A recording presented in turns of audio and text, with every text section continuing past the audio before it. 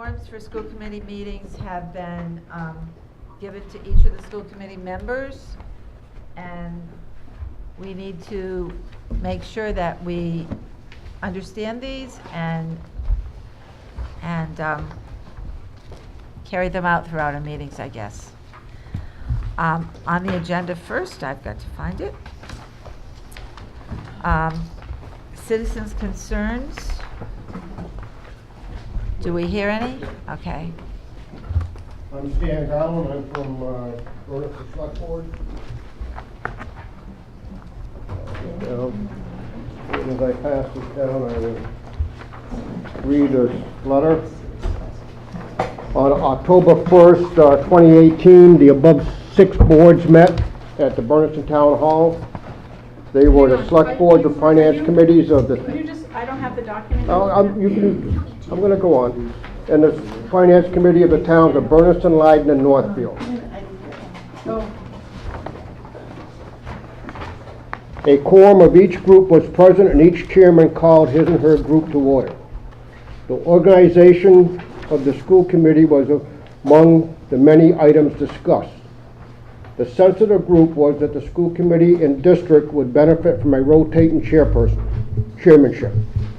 Thus, a motion was made and approved by a majority of those present to recommend that a note be sent to the school committee that when the organization goes through its reorganization in November 2018, that the position of the chairman of that committee should rotate. It is our hope that the members of the school committee and the school administration will take seriously and accept the recommendations and requests that came out of our meeting on October 1st. In that vein, we look forward to having a formal place on each future school committee agenda. We should note that the town of Warwick had previously posted its regular select board meeting, but at night and was thus unable to attend. Note orally and hand delivered during school committee meeting on October 11th, 2018. Thank you.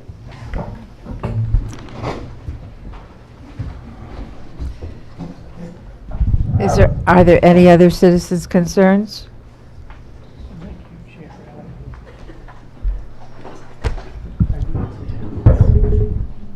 Hi, I'm Deborah Potee, and I just, my daughter, Juliet, is in that 6th grade class with 26 other students, if you remember.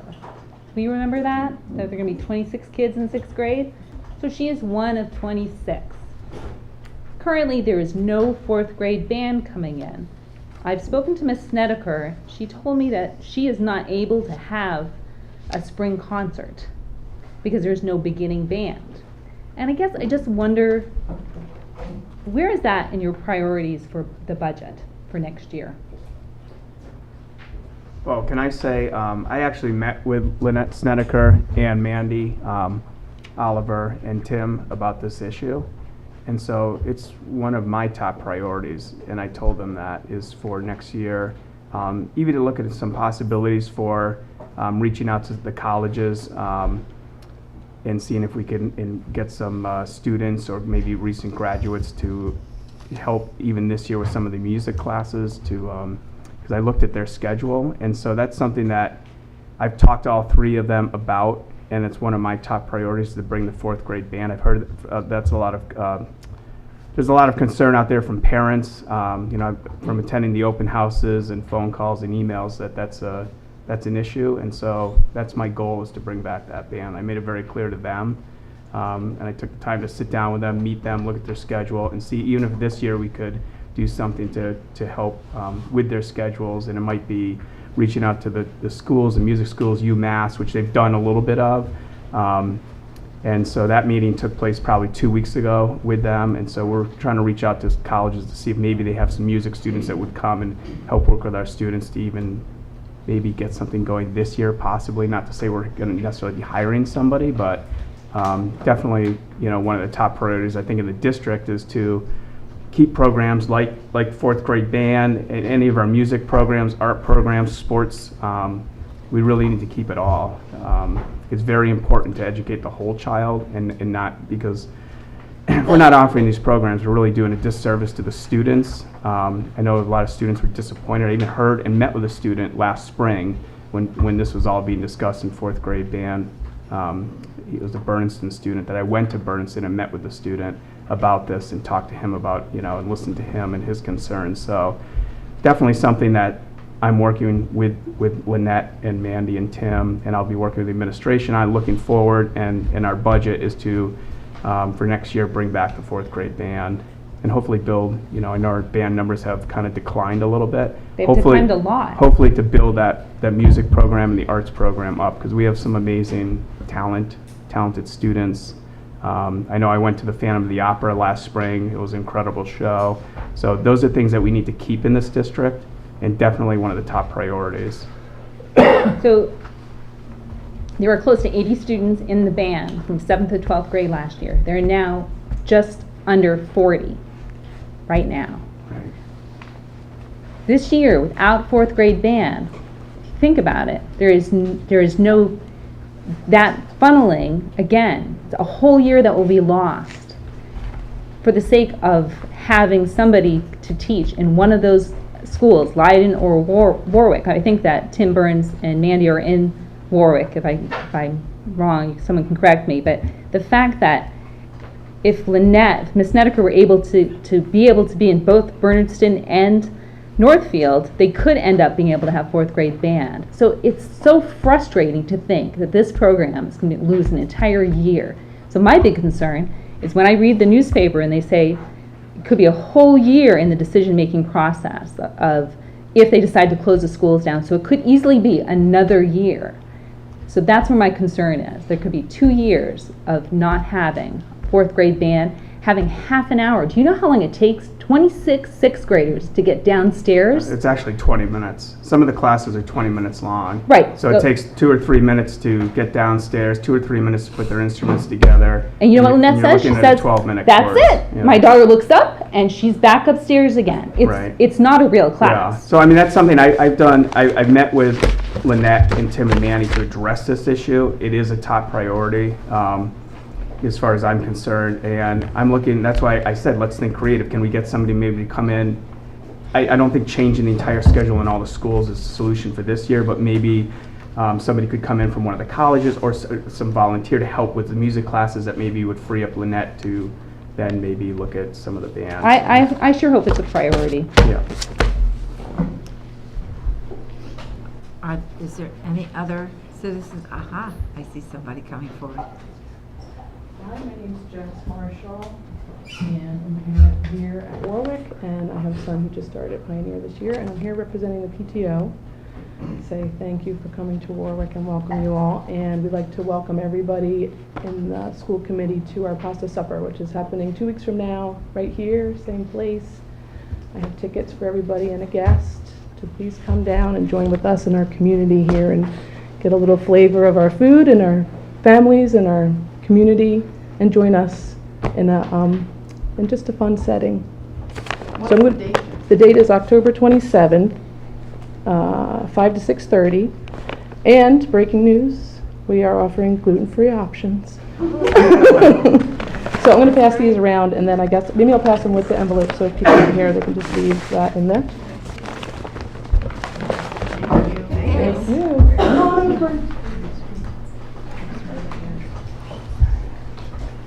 That is so appreciated by the school committee, I'm sure, so thank you. Are there any other citizens? If not, we will start with our meeting. Our agenda is very, very long, so we're going to try to speed through it a little bit, having started later. The minutes of our last meeting were included. Did the committee have any thoughts, corrections? What's up the date? The date is, It says August 9th. this says August 9th. I don't believe it was August 9th. It's September 13th, right? Yeah. Okay. It's just a month off.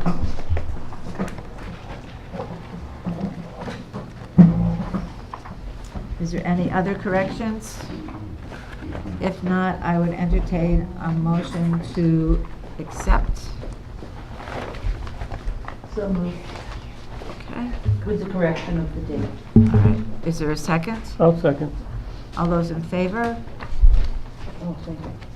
Okay, I think that's unanimous. Oh, sorry. Okay, thank you. All right, moving on. The financial reports were provided earlier.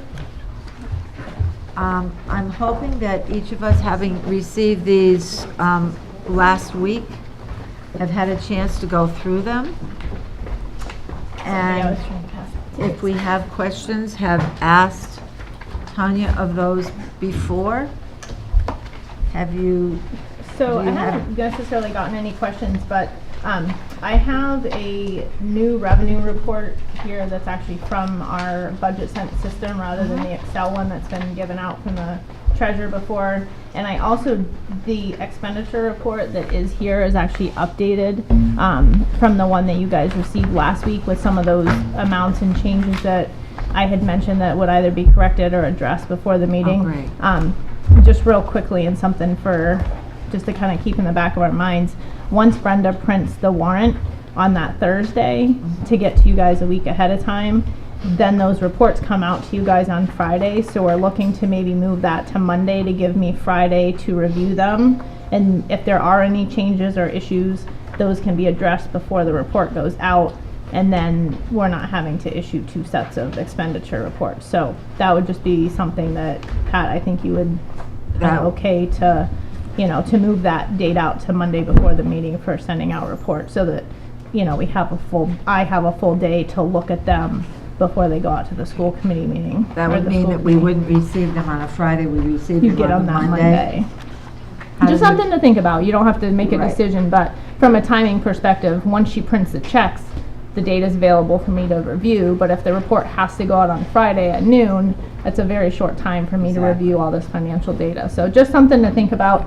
I will go through this very quickly. I am going to just ask that this meeting and going forward that you guys allow me to present the information. Can I just ask the committee how they feel on that? Does Monday, receiving this financial report on Monday, does that hinder anybody? Do you think you have a chance to look through it at that point? And the other thing too that Brenda and I have, are going, not necessarily me, but Brenda has recommended and was supposed to actually go out in the email that came to you with these reports, is that the box of invoices that go with the accounts payable will be available in Brenda's office from the time the reports go out until the school committee meeting, so that if there are any concerns or questions, someone wants to look at a particular invoice, that will be available. I know that's typical in municipalities for Board of Selectmen, so I recommended that we do that for the school committee as well, so that they have the availability of that information. So that is available. She is actually going to leave that box of invoices out tomorrow, so if there are any questions from the warrant tonight that you guys just want to take a look at, those will be available till the end of day tomorrow, and then she'll file those on Monday. End of day, meaning what time? Suzanne's there, they'll get filed Monday morning, so Suzanne is there till usually 4 or 4:30 in the afternoon. Just nice for people to know Yeah. the timeline. So anyways, with the reports, I'm gonna go through them, explain things. Hopefully I can answer questions that you might have as I'm reviewing that, but if I would just ask that you take notes of questions. If I answer them by the time I'm done, then it'll just kind of speed up the process. So once again, like I said, instead of the Excel report that has been given in the past from the treasurer's report, there is an actual revenue report that comes directly from our financial software that shows our budget. In the past, the revenues have actually not been in the system as a budget, so you can see the revised amount that was voted is in the system and allocated. Your range to date number is our income that we received between the last school committee meeting and today, which is essentially your September chapter 70 and any interest that we've earned, your year-to-date numbers, and our uncollected balance. I will point out real quick that the chapter 70 cherry sheet fund amount that we received in September was $70,000 short. There was an issue with DOR's reporting and website, and they are working to fix that as soon as possible. A municipality got completely deleted out of their things, so their system, something happened.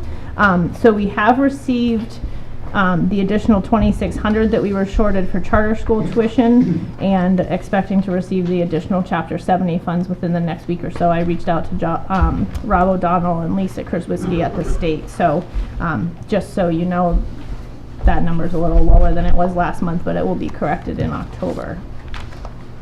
But other than that, we're online for our revenues. We're actually a little higher in our interest. We did budget that lower, but because we had the advance from state aid, we had those funds in our bank account at the beginning of the year, which netted some interest that we weren't necessarily expecting. Moving on to the expenditure report, the first page is going to be, you should have a cover page that has the expenditure report by category. Sorry, I stapled mine together. They were in order. So once again, this is how the school committee has asked for it to be summarized. You can see what our budget is, matches the revenue budget of $14,223,865 that was voted at the last meeting, what we've spent year to date, what the balance is, what the encumbrances are, and the budget balance.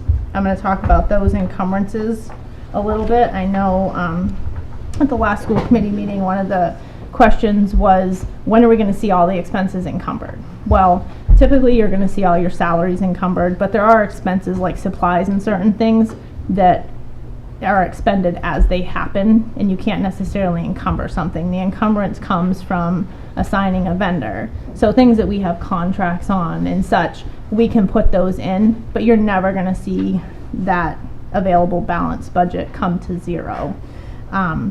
So we can start with page 1, which is your district administration.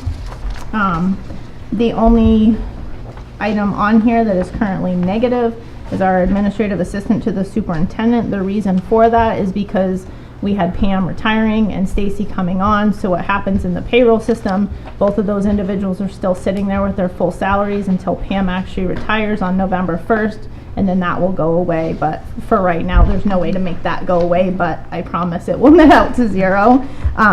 Everything else is in line. We have not hired the financial overseer yet, but that is in the process. We have, John and I both spoke with Jay Sullivan, and in the next week we're going to be in contact and hopefully having a meeting with their suggested individual. The special reserve contribution is still sitting there because until the legislation passes, we're not actually, we don't have to set that fund up. That's kind of a function of the legislation. Before you go on from Sure. I know you wanted us to wait to the end, but if you go by an item we have a question on, do you want us to ask or wait till the end? If you could just make a That's note. Okay. And if there were items on the original report you received that were negative, they've cleared up in here, you can certainly ask about that as well. Bernardston, everything is, sorry, I have the wrong one here. Do you guys have this one? This one that's here is actually not the updated one as of the afternoon, so I do apologize. The teacher's salaries in Bernardston on the one that you're looking at still is showing a negative figure. That is gone away. That was just essentially a function of a long-term sub that was actually for special needs teachers being in the actual teacher salary line. So that was cleared up and the journal entry was made today to take care of that. Let me see. I think that's it for Leiden. There's some small like pennies that happen through rounding of salaries, so we'll clean that up as well. Bernardston, I think everything looks okay in there.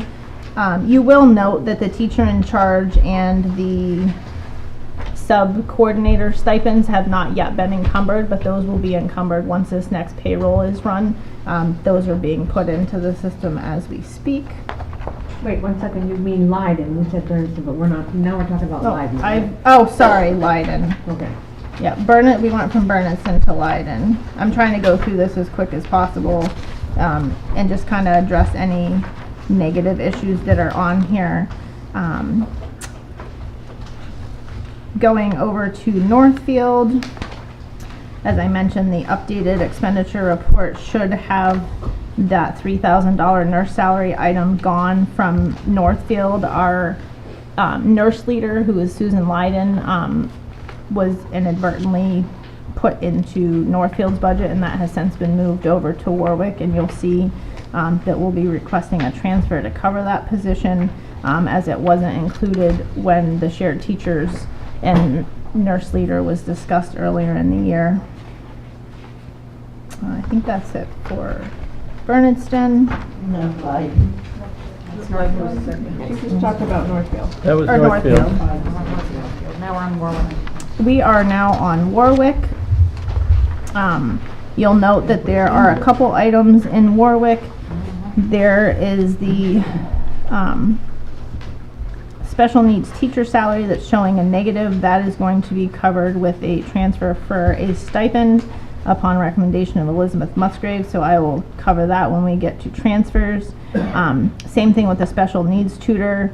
There was a shortage in the Title I funds for Carrie Cook for Title I, but there was extra funds left in classroom instructional assistance, so you'll see a transfer request for that.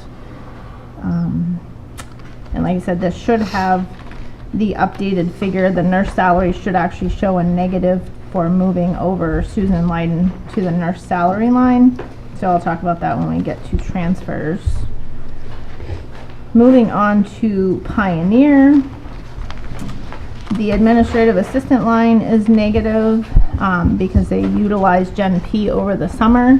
So you'll see a transfer to cover that that was not included in her original budgeted salary. That happened before I came on board, and I thought that was part of her FY18 salary. The library instructional assistant is currently showing negative because we ended up hiring our library instructional assistant as our librarian, but her contract didn't start till October 1st, so that will go away with this new payroll, as I've already updated the budget to show her as being under the teacher salary, which is where the librarian goes. And there's a negative $90 in the nurse salary, and that was a transposition error in the budget on my part, and I've corrected that in the transfers that I will propose. I think that is it for Pioneer. There's nothing really in the shared, unless anyone obviously has questions when we go back through this. Special needs, once again, I'm really not, I had an updated one that was supposed to come out to you guys. The special needs equipment that's negative, that was resolved through a journal entry that was covered through early elementary or elementary special needs other expenses, as well as office supplies. The instructional assistant salaries, it's negative, that was actually covered by a grant, so that journal entry was done and corrected. And the same with the summer transportation. Typically the special needs transportation covers all of the summer transportation for special needs, but we budgeted separately for that. So we just moved that up into the regular summer special needs transportation. And I think that's it. Like I said, I apologize that all of the negatives weren't updated. They should have been this afternoon with the new report that I sent. So I will entertain questions. So you had a I question? was wondering, on the very first page, the very first line, Yep. other available funds, can you tell me what that is? So the other available funds line is where we're holding funds that are available for this upon the discretion of the school committee and the superintendent that have come to us, so to speak, from savings with salary changes and staffing. And that was a line that was part of the revised budget last week. And there are some funds moving in and out of there with the transfers as we, do some last tweaking with cleaning this up now that all our staff is in place.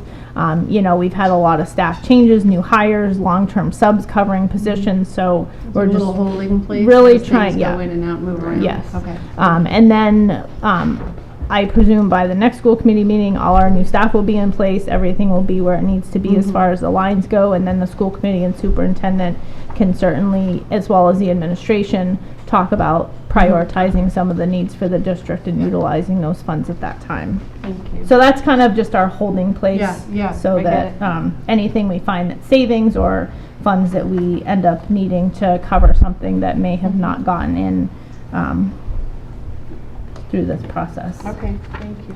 You're welcome. And I think for explaining this, I think that's something we've wanted for a long time, and it's wonderful. And you'll notice too, one of the other things I wanted to point out on this particular expenditure report, I know it might be a little harder to read because some of the font's smaller, but there's an adjustments column, and if you look through there, you will actually see all the transfers that were previously voted by the school committee so far this year. When we were transferring from curriculum coordinator to dean of students and assistant principal and so forth. So that column will be in all of your reports going forward so that you guys can verify the transfers that you guys have voted on have been actually done in the system and accounted for. That's great.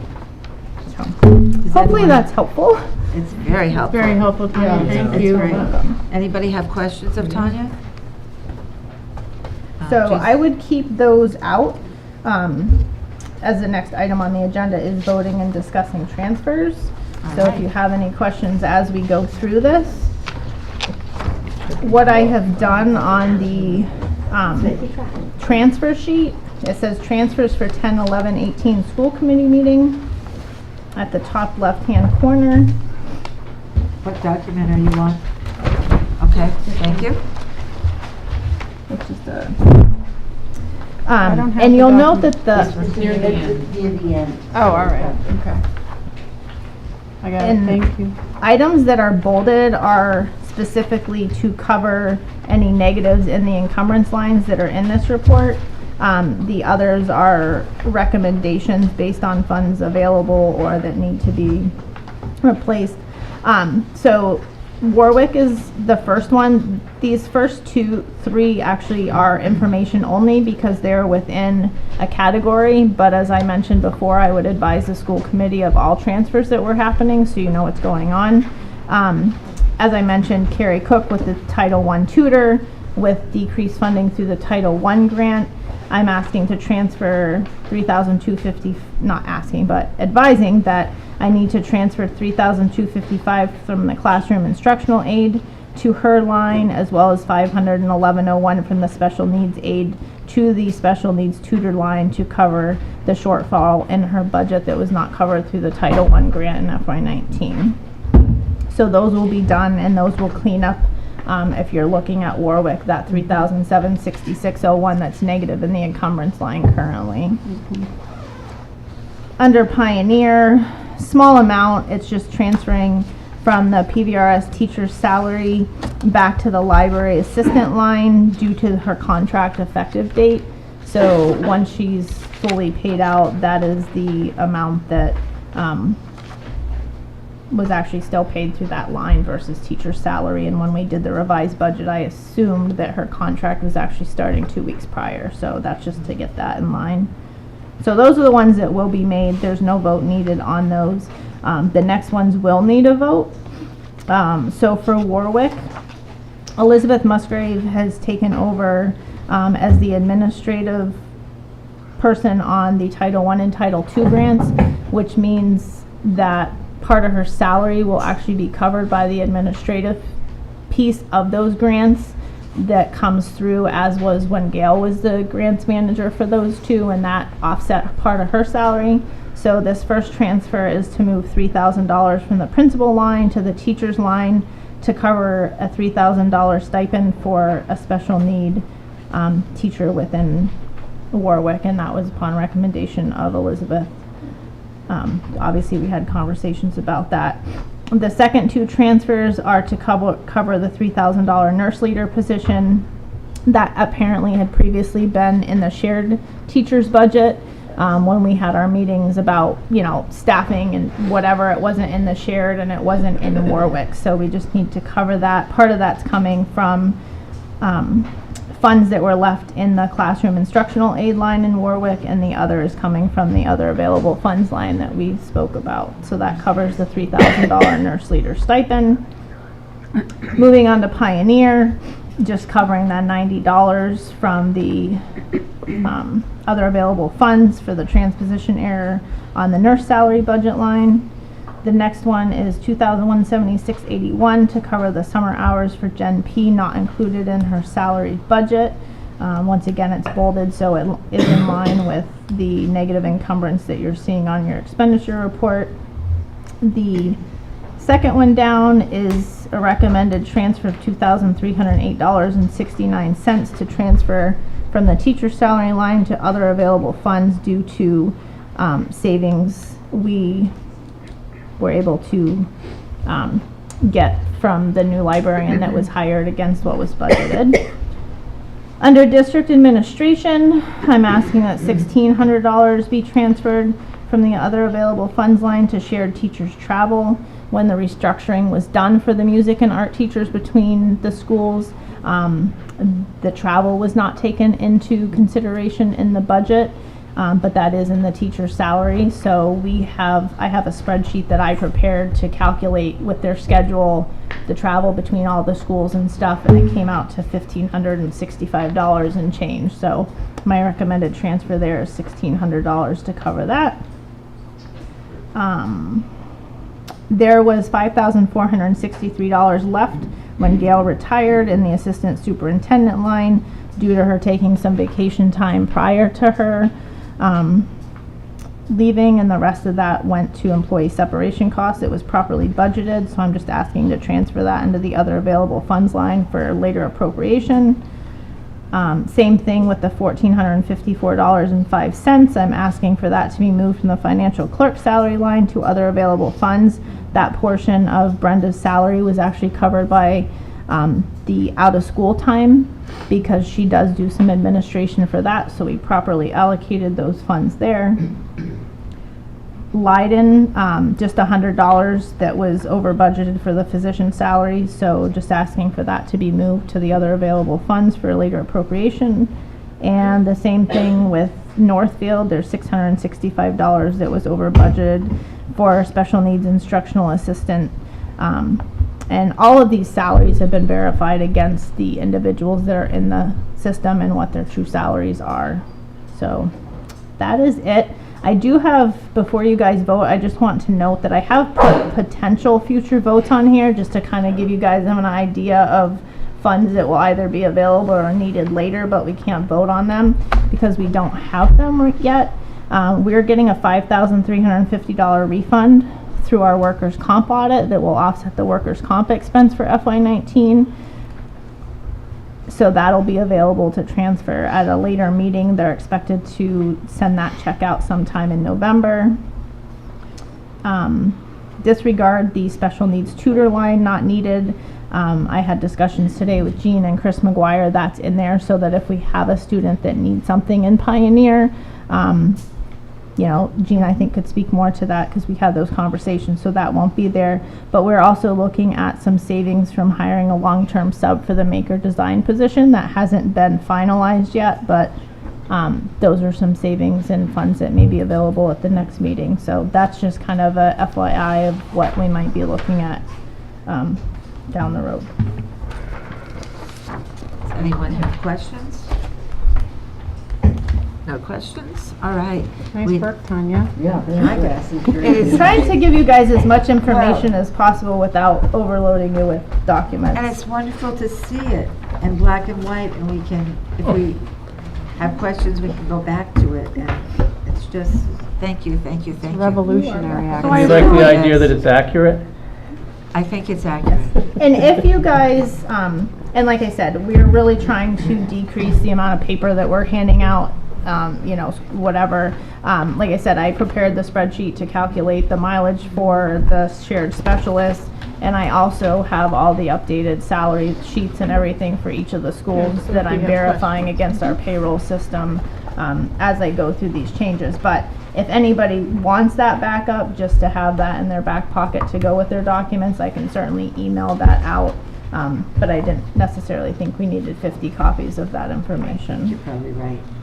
But thank you. This is something we have needed for so long, and just have Forever.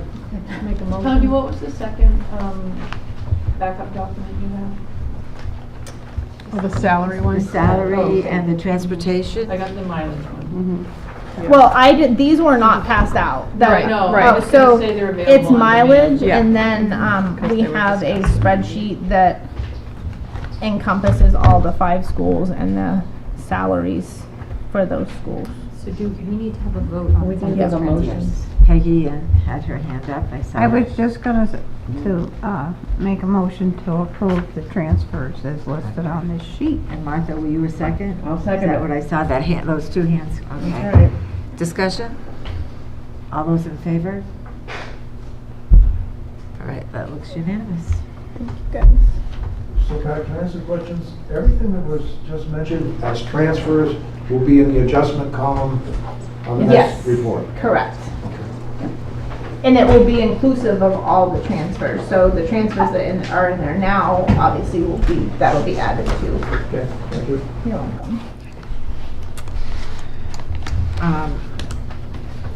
The accounts payable were provided earlier. Yes, Jean? I think it's time we get new folders for the accounts payable when it goes around. For the warrants, you mean? Oh, Yeah, 30 or 40. the warrants. The warrants, yeah. Those are actually new. They're newer than they Wow. used to be. Yeah, I think you're right. Or that smaller thing is one away. Yeah, and they that's not need, that expensive. they need a little help. Is that what you're saying? So Pat, you have to sign these? Do we have to sign these? Thank you. So, John needs to sign those. Okay. So the warrants are being circulated. And we have appearances. First from our SRO. Is he around here? There he is. Hiding over there. Come forth. Hiding in the dark. Hiding in the dark. Please don't be in the dark.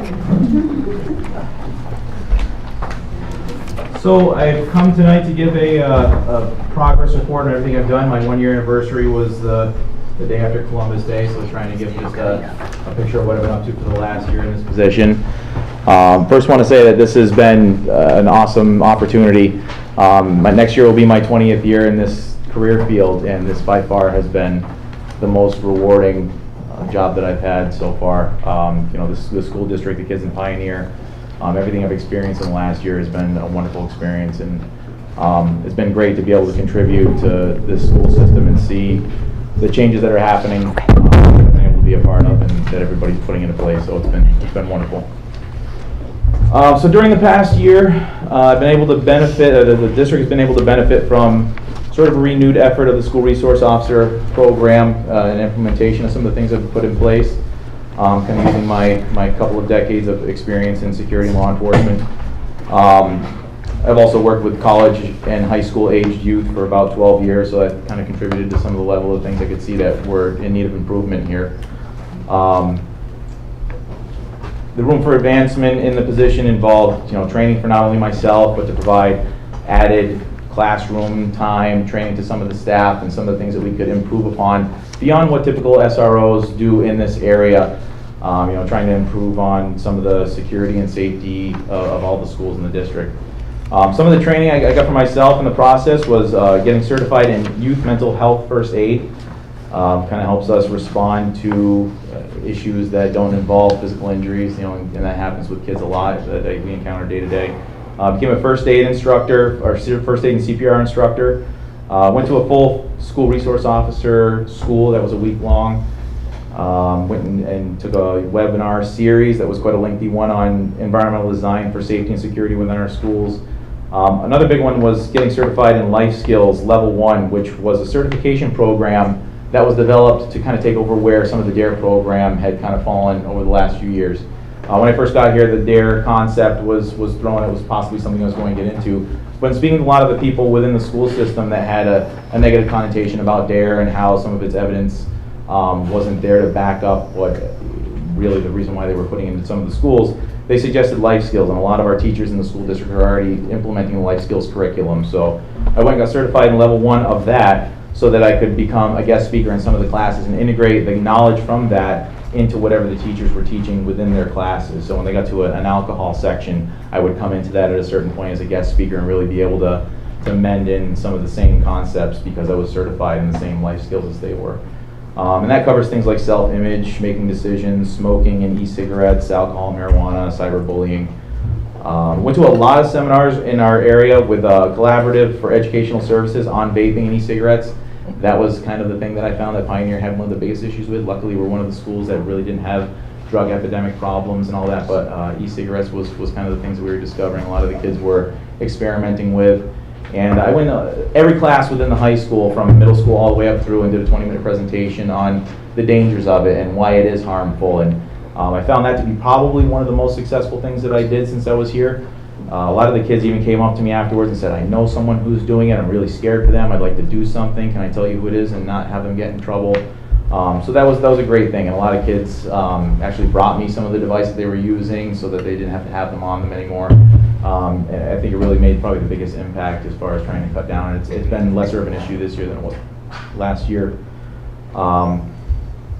Did some Fourth Amendment search and seizure guest speaker classes in some of the American Studies in the high school. I brought the Distractology trailer to the high school for the 21st century simulated driving distraction training for the students, and a lot of the students were able to participate in that, got free gas cards. I think Ella did it too. Yeah, it was fun. It was fun. Crashed a lot. And that's what they said every time they crashed. They said, that's the point. I want you to do it in the simulator instead of out in real life. So. And then I created a cyberbullying internet safety series that I went to the elementary schools and did. It was 4th, 5th, and 6th grade for the first section. Taught them about things like stranger danger online, that it doesn't just apply to somebody on the street. There's a lot of people that you don't know on the internet, and stay away from them. And then parts 2 and 3 were geared more towards 5th and 6th graders. And that was really crucial in some of the things that we saw with last year's 6th graders that I had trained came in this year and encountered issues that I had told them about. If somebody encounters you online that you feel uncomfortable with, tell a trusted adult, come tell me, a guidance counselor. And I think we already had 3 or 4 incidents since the beginning of the school year where they came in and they told me, because of that training that I did, this was something that raised the flag, and they told us about it right away. So we were able to intervene, and some of them were fairly serious once we looked into them a little bit deeper. So it was great.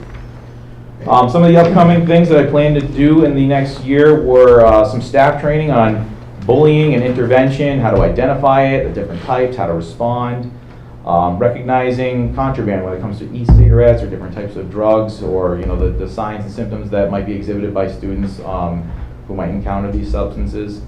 Some of the changes in the school resource officer laws. Massachusetts loves to change it up on us police officers every couple of years on things, and SRO laws were all one of the things that changed drastically this year. So we're actually going to be doing that next Friday in the school's in-service day. We're going to bring in a legal expert to talk about that, and the school resource officer is going to talk about that as well.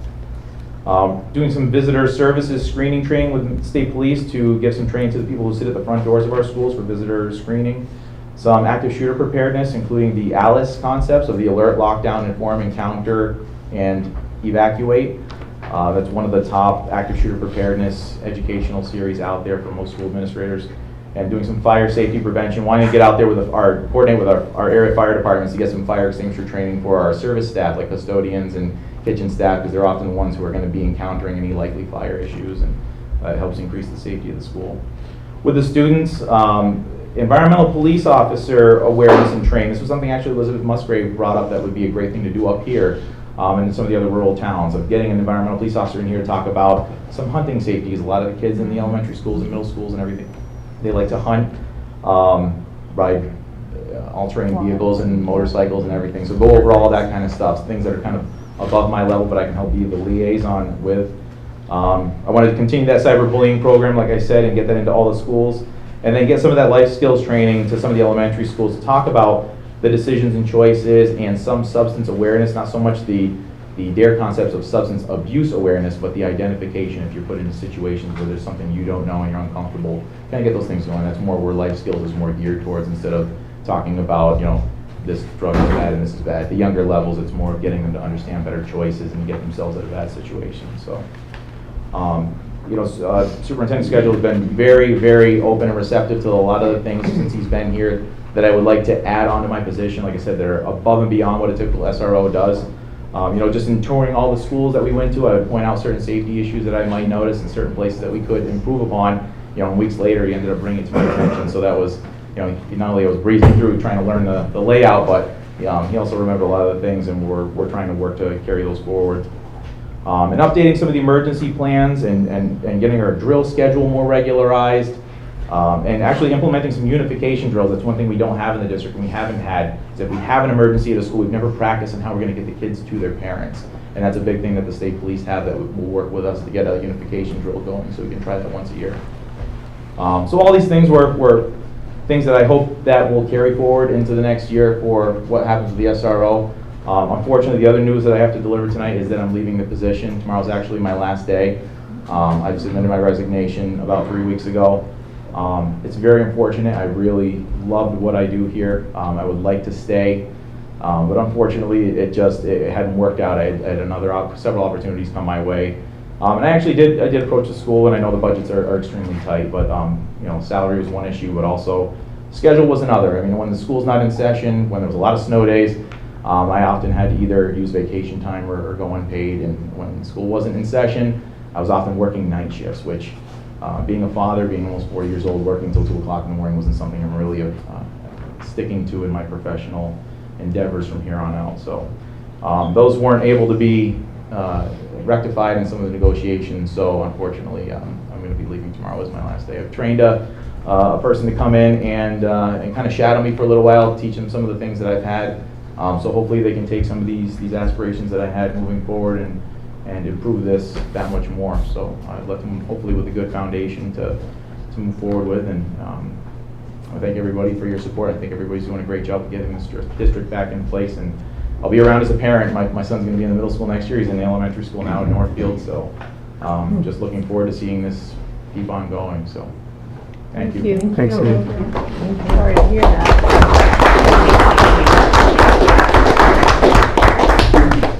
That was sort of a good news, bad news report. Yes. Thank you an awful lot for all your service throughout the year. Heart Committee, Sue. Oh, okay, sorry about that. I didn't see you back there, Michelle. Our next meeting. Would you like to come up so they can record you on the... On the telly? Yes, on the telly.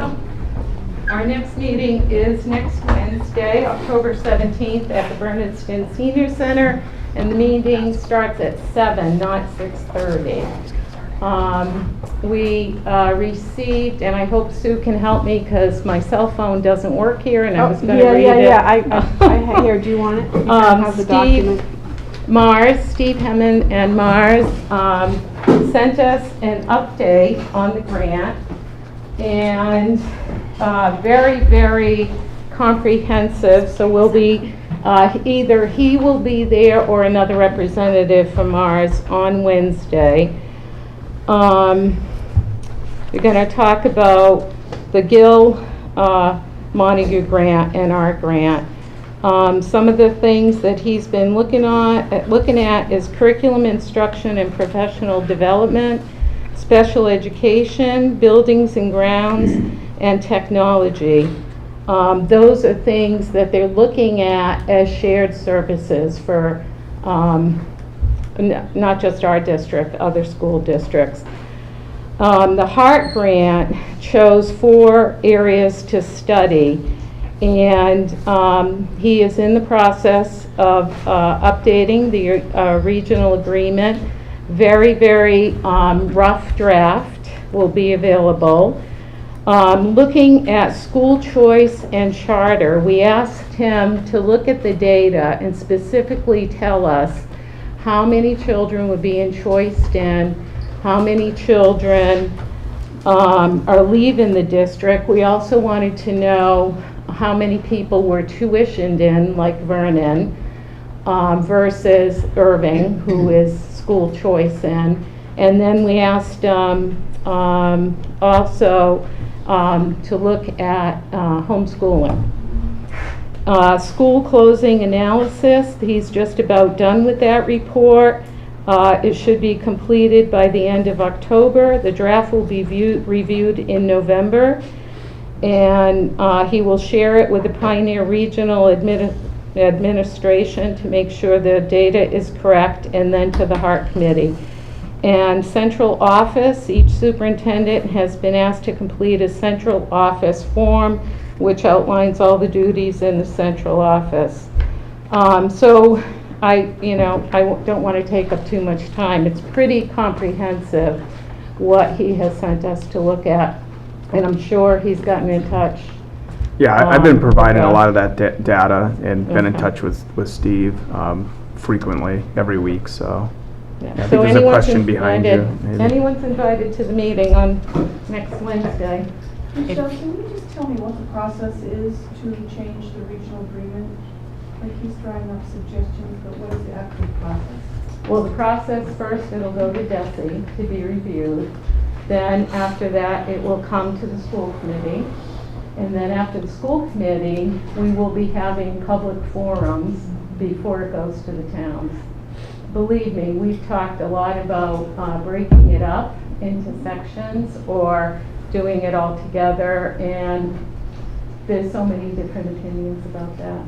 Like we talked about at the October, was it 1st, 11th, when all the select boards and finance committees met, and someone said, okay, what if 3 towns were on board with a particular section? And then one town said, I want to change that line. So that's why we need guidance to that. The other thing, I will be having a conference call with our facilitator, Debbie Linningale, because we saved some money in the grant because we really felt we needed facilitation for the open forums. We didn't feel like the Heart Committee had the resources to facilitate a large meeting.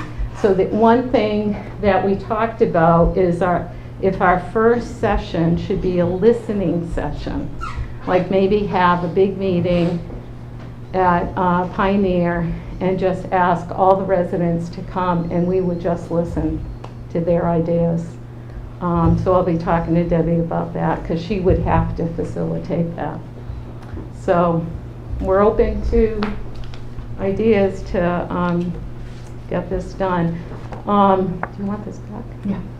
Okay, one other thing I did do on Tuesday with Gil Montague, I attended a meeting in Holyoke with the Brockton, Springfield, Holyoke school districts who are thinking about suing the state about the foundation budget.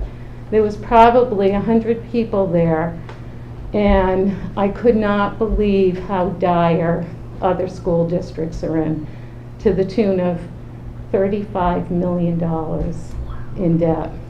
And it's all over special needs and health care.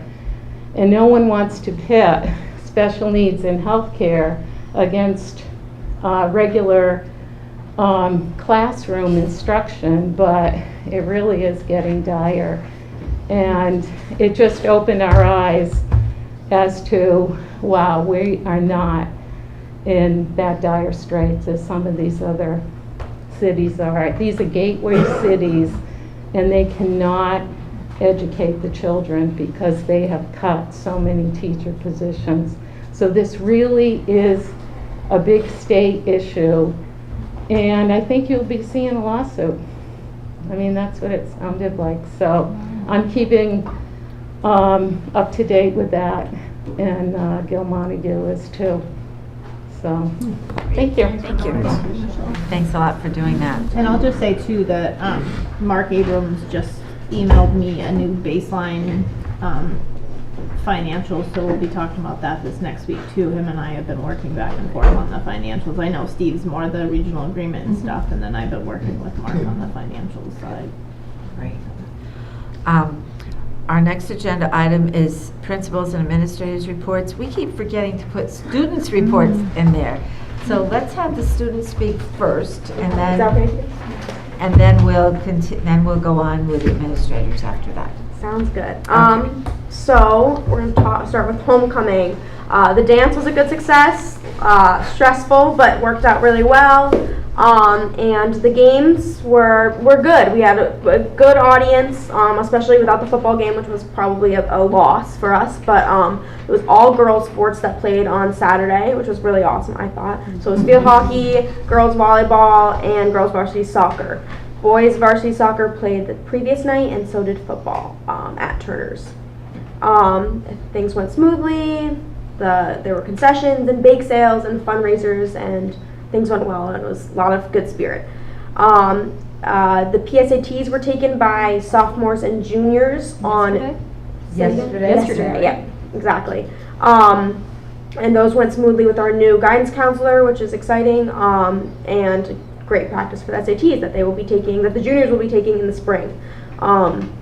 And just as a goodbye to Officer Heath, we're gonna miss him and hope to see him around and wish him the best of luck. Thank you. All right, something that's coming up next week that I know the students are really excited for is an in-service day. We're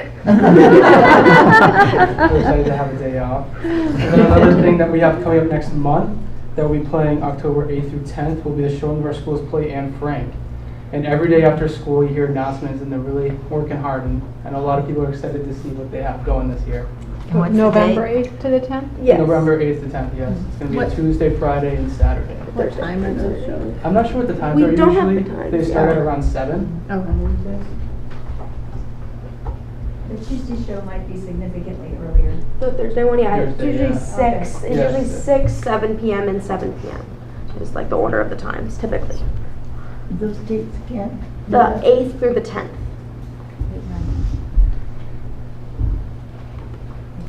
Awesome. Thank you so much. Are either of you in the play? We are not. Athletics. Exactly. You can't do everything. Athletics and class president. Thank you very, very much. Thank you. Okay, let's start with Elizabeth and then go, sort of down, if that's okay.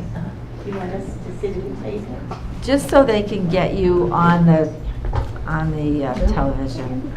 Otherwise, you don't have to. It's my pleasure to welcome you to this beautiful school on our beautiful mountain. Thank you for coming. I wish I could show you our beautiful children. You'll have to come earlier in the day to see that. Things are going well at Warwick. A couple of highlights. This year we have less staff than we've had in past, and that is tricky.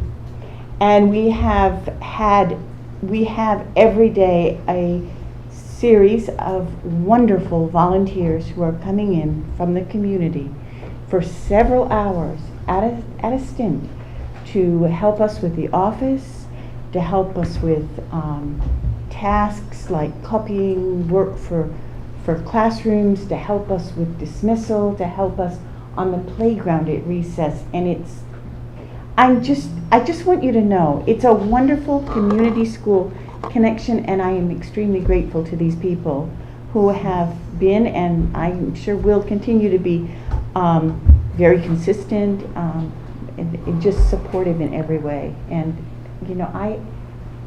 I've said this to you before, but Warwick is a special place, and people come and they turn up with their talents and their time as well as their treasure, and I appreciate that, and the staff really appreciates that, because we've got slim staffing this year, but it's working. Let's see, we had a wonderful open house. PTO, again, another wonderful group of people who volunteer a tremendous amount of time, put on a pizza dinner before our open house, which is a great stress reliever for families who can just show up with their children and have pizza and staff. And I think it makes a kind of lighthearted, instead of people coming in like, and how am I going to get dinner on the table, they can just come in and enjoy the children's classroom and their work. That was a lot of fun. And Jess has already told you about our spaghetti supper coming up. We've had our MCAS results, and we're not sharing them tonight, but the children did, again, very well in Warwick. I'm proud of them. We met all our targets, and actually I was really pleased to see the exceeding standards, go up a little bit. So we're a small population, but mighty. They do well. And the teachers. Can I say enough about our teachers? Every day I am so impressed, so grateful for the work they do. Our small towns are wonderful. They really are. Megan.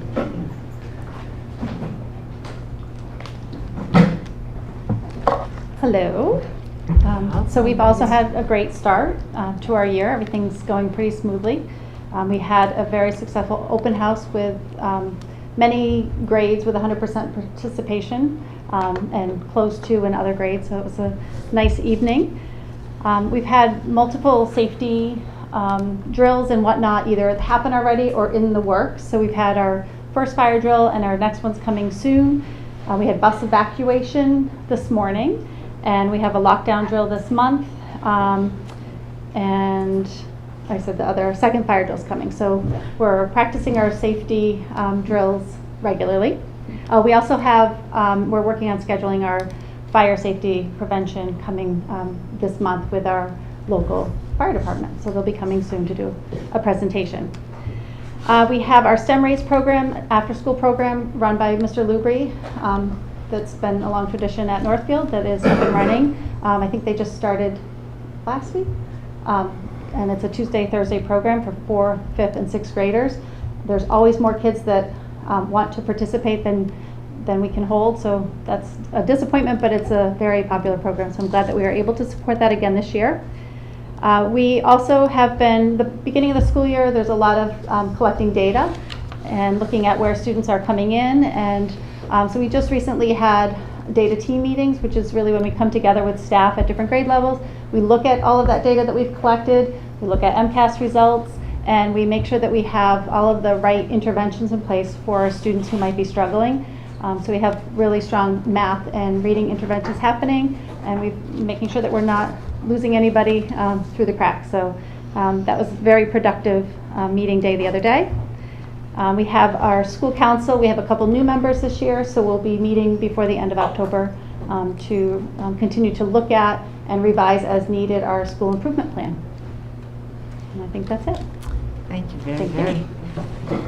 Nice basketball court. Yeah, the basketball court's looking Talked great. about that last night. Yeah, it is- the seeing kids on it. It is, The yeah, neat- and yeah. Oh, I adults haven't too. seen pictures on it yet. Oh, super. All right, Pioneer. Since the kids stole sort of some of your thunder. Yeah, well, I have some different things to talk about. Exactly. So as with my colleagues, we've had a pretty smooth start to the school year.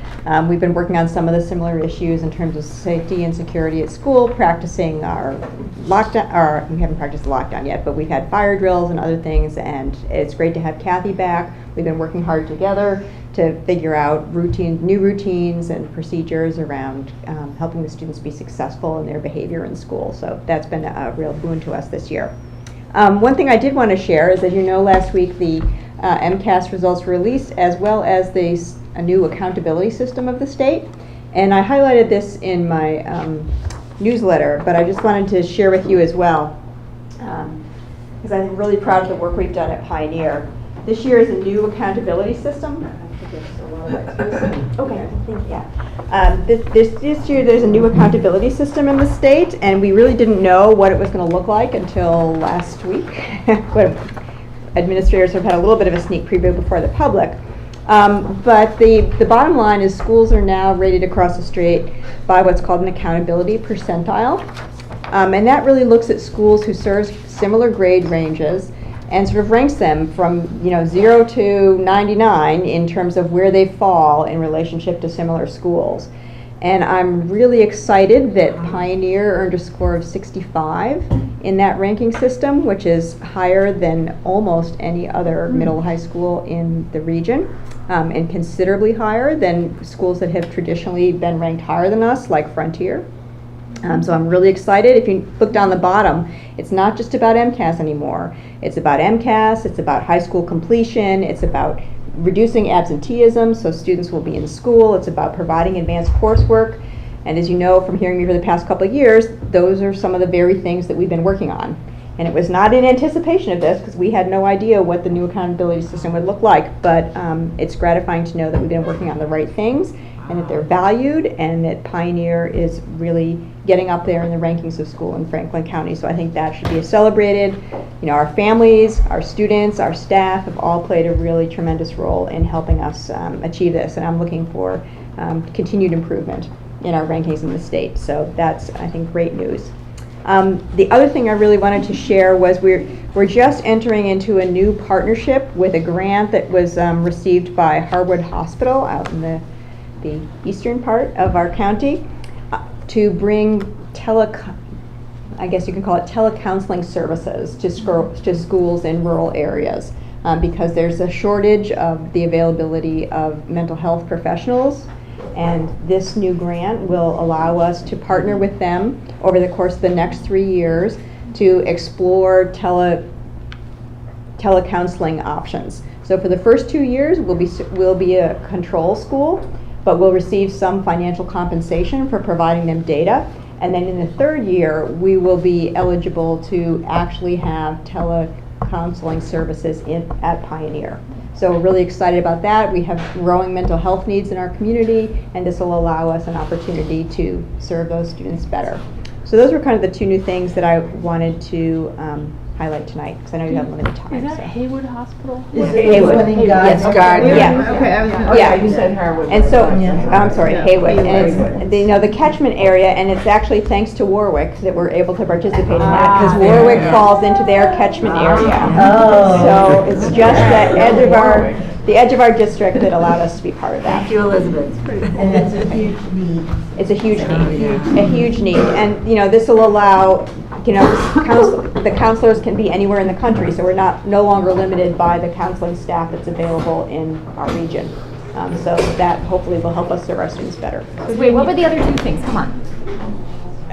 No, that's okay. It's just a lot, there's some other stuff, but that's okay. Next. So you have a new school council.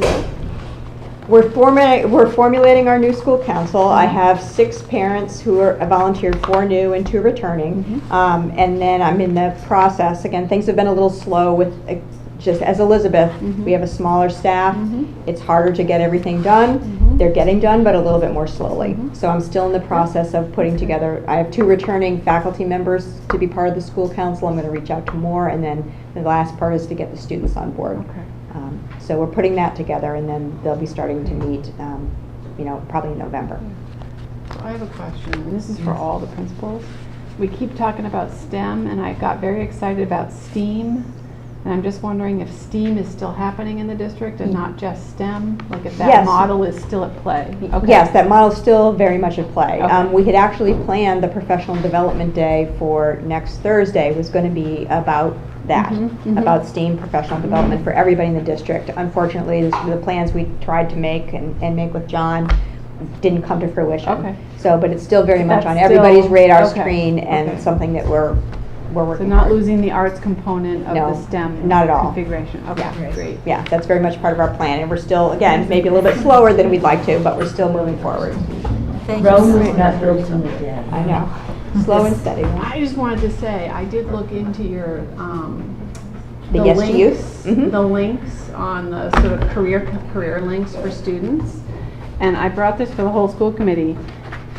I have to run it by my employer because I don't run my own business, but you can sign up to be a place that kids come to do internships and explore careers and that sort of thing. And there was so much information linked to the link you gave us. I mean, it's incredible what the Department of Ed is doing around career readiness and career awareness. I mean, I didn't have... And it's really the Regional Employment Board. We work very closely with Shannon Dorman Yeah. at the Regional Employment Board, and we, So we're this is constantly neat. doing things. So, and Yeah. I remember being on the council and saying, well, we could share with students. So all of us have all these different jobs, and so this is a way to do that through a formal that we didn't have to create. Right. Right? Right. Yeah. Yeah, so that's a real strong partnership Yeah. that we're Yeah, I continuing to agree. develop. Yeah, that's great. Okay. These numbers are amazing. That shows you all the hard work that everybody's been doing. Absolutely. Thank Yeah, you so much. I did go in and look up like all the other local schools and looked at these reports, and it really is just so beyond the academics. Right. Oh, It's a definitely. It's big really picture. a holistic It's look a at the holistic child look and at what does setting. it take to really educate our students well. Mhm. Yeah. Mhm. Yeah. That's great. Yeah. Yeah. That's great. Thank Okay. you so Thank much.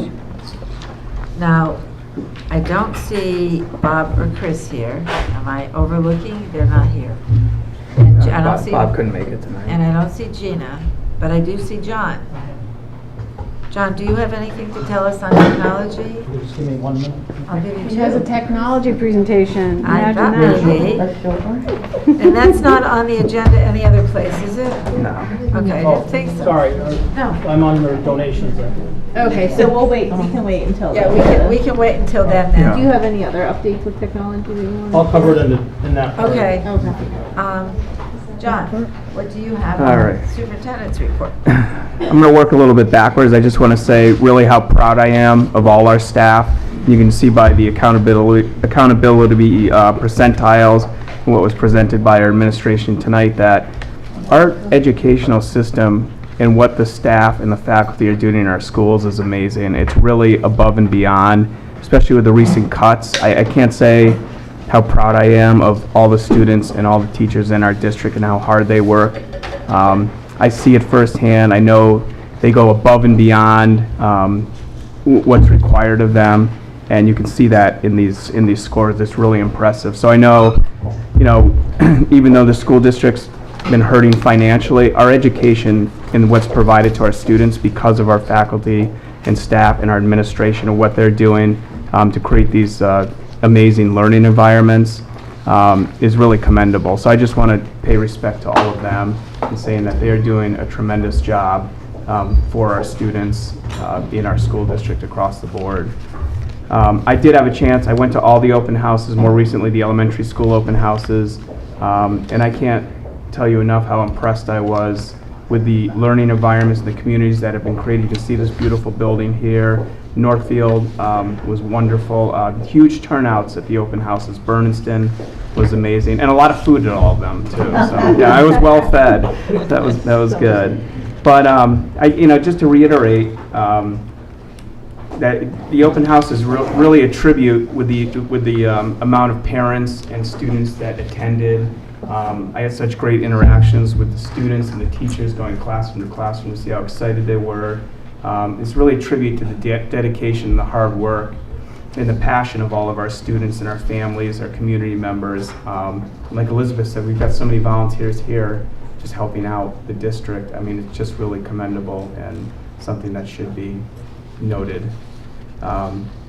Secondly, Tanya and I had a phone discussion with Jay Sullivan 2 days ago. He's making a recommendation for an overseer for us to hire. He's going to help facilitate that hiring process.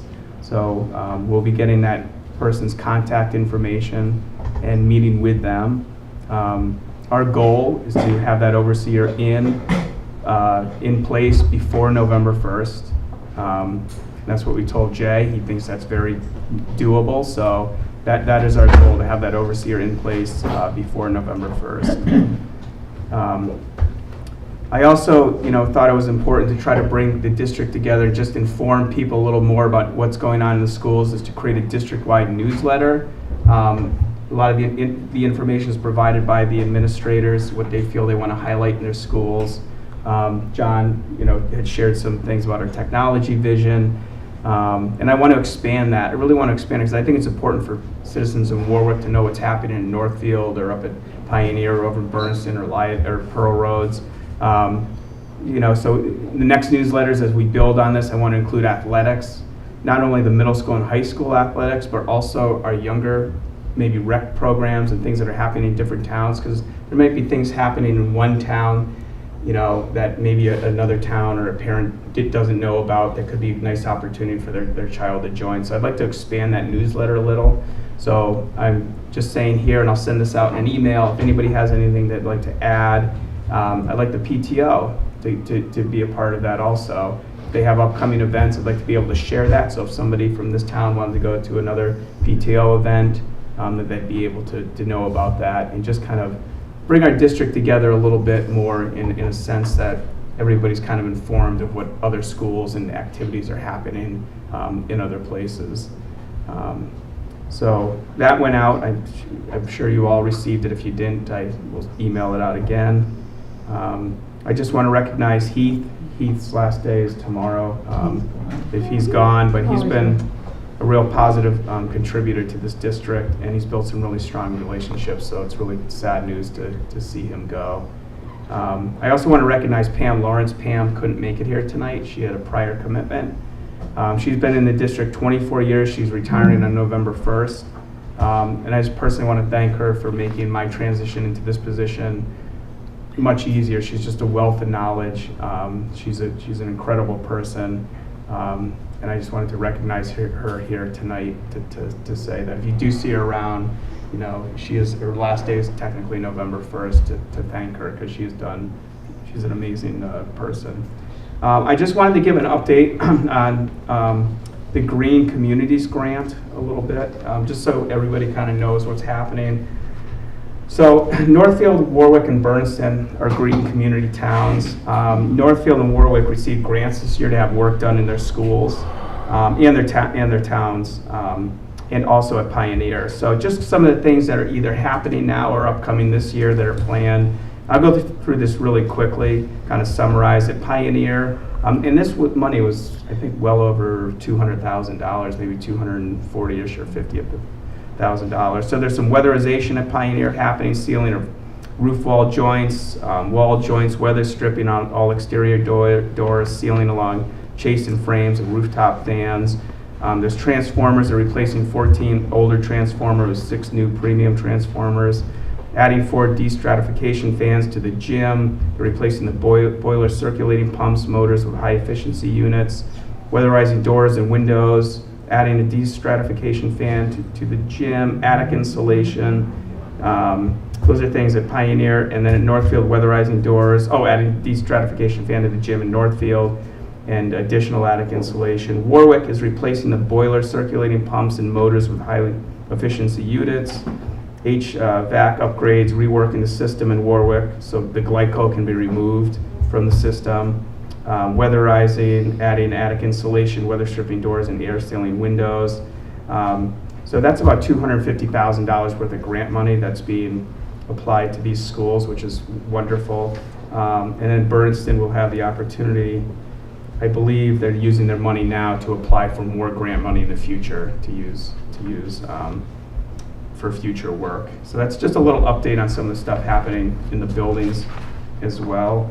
I know John and I are going to talk a little bit in his presentation about the pioneering the designers of the future, us reaching out to businesses and really asking them to partner with our school district in the sense of not only donating money and maybe sponsoring some of our technology needs, but also engaging our students to think creatively and be design thinkers. And so far, Coca-Cola, and we're going to talk about this when we get to donations, is going to give us a $4,500 donation up front. Our vending machines at Pioneer don't work. They're owned by the school. They're old and breaking. So they're also going to just be replacing those water vending machines with new ones. They're going to donate 100% of the profits back to our school, so that any vending machine money, they're also going to be working with Rob and offering water as an option instead of milk in the lunch lines. Could be regular water or seltzer water.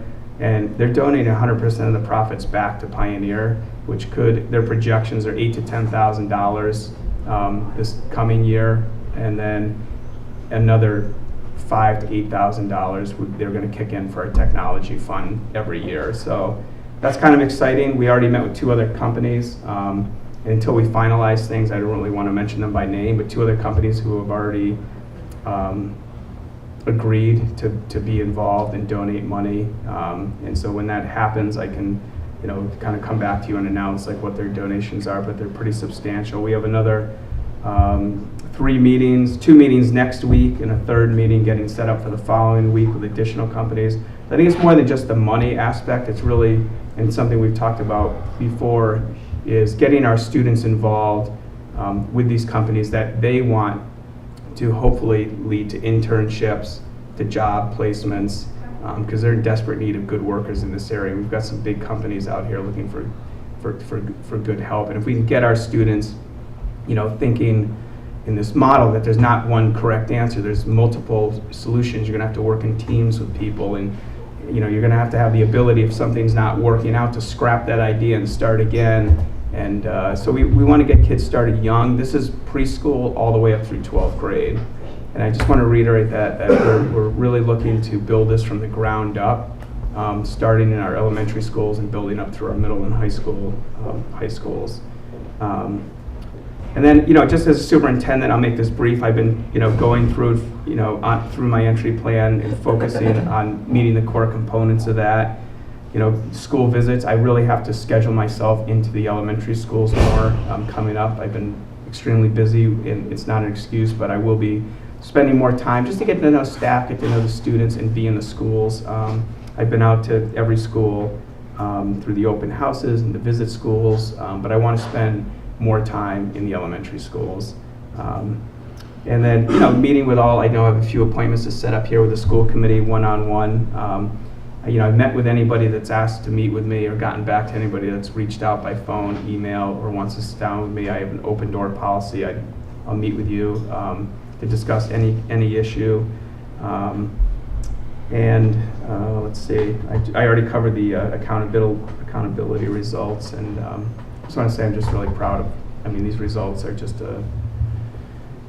really, really nice to see, and just again commend the faculty, the administration, everybody in our buildings. That really makes our school special. So I'll turn it over to John to follow up with, or maybe not right now. So you're going to come under donations, or Yeah, we got Director of Finance, but I'm not sure if Tanya has anything more she needs to say, or she's pretty well said it. There was a couple items that were kind of left open-ended from the last meeting that I know one of the school committee members, we had some questions on. I don't have that list in front of me. Suzanne might have that. I know one of the things was the questioning of whether school lunch faculty could be paid year-round versus just 22 pay periods, and they're hourly. So the answer is yes. If they work, so even though they're hourly, they have a set amount of days and hours that they work. So that is allowed to be either paid in 22 or 26 pay periods. It's encumbered at the end of the year if it's going to be carried out to even their pay for a whole year. However, if there are extra work days or extra duties that are done, time sheets are submitted for that and paid on that pay period. So I did confirm that with Suzanne, so there's not any lingering unknowns with that. So have the time sheets already been in existence? Yes. So that's the process. I confirmed, I talked to Suzanne to educate myself on what that process is so that I could bring that back to the school committee. And what if for some reason they work less? Do they do time sheets then? If they work less than their hours, they would be required to take sick or vacation time for that. What if they run out of sick or vacation time? That's something that I think is worked out with Suzanne. So they do fill out time sheets, and any adjustments would be done in their, if they get paid over 26 paychecks, those adjustments would be done in those last checks. So, all right, so they do time sheets every 2 weeks? Or every 2 weeks. Okay. Some of them are salary, but the hourly employees, they do timesheets. But if there's additional, they would add that in as well. So I hope that provides clarification. Yeah. There isn't. They give them that option because, when you're only working a certain period of time during the year, you like to have a paycheck all year. Yeah, so it makes them just easier for those staff to budget that don't have summer jobs and things like that to fill their compensation. One of the other things I already answered was about wondering when the encumbrances were going to be to zero. So I think I've addressed that, and I'll continue to try to provide the reports that I have tonight, as well as give you guys some other options as we move forward, so you guys can decide what you guys want to see. I think I'd like to maybe have a budget subcommittee meeting with myself to kind of discuss the reporting and bring some reports to the table as options so that we can decide what is beneficial for the school committee. Not overwhelming, but useful reports, because a report that just has numbers on it that you guys don't understand maybe isn't always helpful. So working towards that. Suzanne, do you have the email there with the other questions? And Rob Haley are working out a detailed lunch program budget that will be shared with Yep. me. So Rob and I have talked. Actually, we talked again today. We kind of are cross paths and kind of don't always merge as often as I would like, because he's out at the schools a lot with his position. But we have, had initial meetings, and what we've decided we're going to do in November, once a couple months of full school months have passed, and we can kind of see where the lunch incomes and expenses are coming in, sit down and project for the rest of the year, as well as working towards what our needs will look like for next year, if that does mean any staffing or vendor changes or anything like that. So we're going to meet in November to kind of look at where we are in the year and make some projections for the rest of the year. Because we've only had a little over a month of school So with him being in this position. Yeah, I thought that when the state came and visited us last year, that was one of the things that they asked us to work on, was an actual clearer budget for the lunch program in an ongoing way.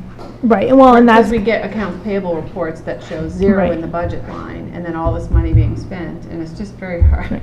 So one of the reports that I'd like to present, but obviously it's, you know, another, I don't know how many pages, like 32 pages, so not something we want to make 50 copies of. Right. But it would allow me, and I think when we met with the MASC, they suggested certain things be reported quarterly and vice versa. So this actuals report that you got just a revenue snapshot of, there's an actual operating statement that will give you the revenues and expenses, but it will be by fund, and it will clarify. I believe we're actually utilizing about 26 funds, not the 99 that seem to be. And the reason it looks like we have so many funds is because each year when we get our new grants, there's a separate fund number associated with that. So when you look at our chart of accounts, it looks like exorbitant, but realistically we're using between 25 and 26 accounts between scholarships, school lunch, the student activity funds, and so forth.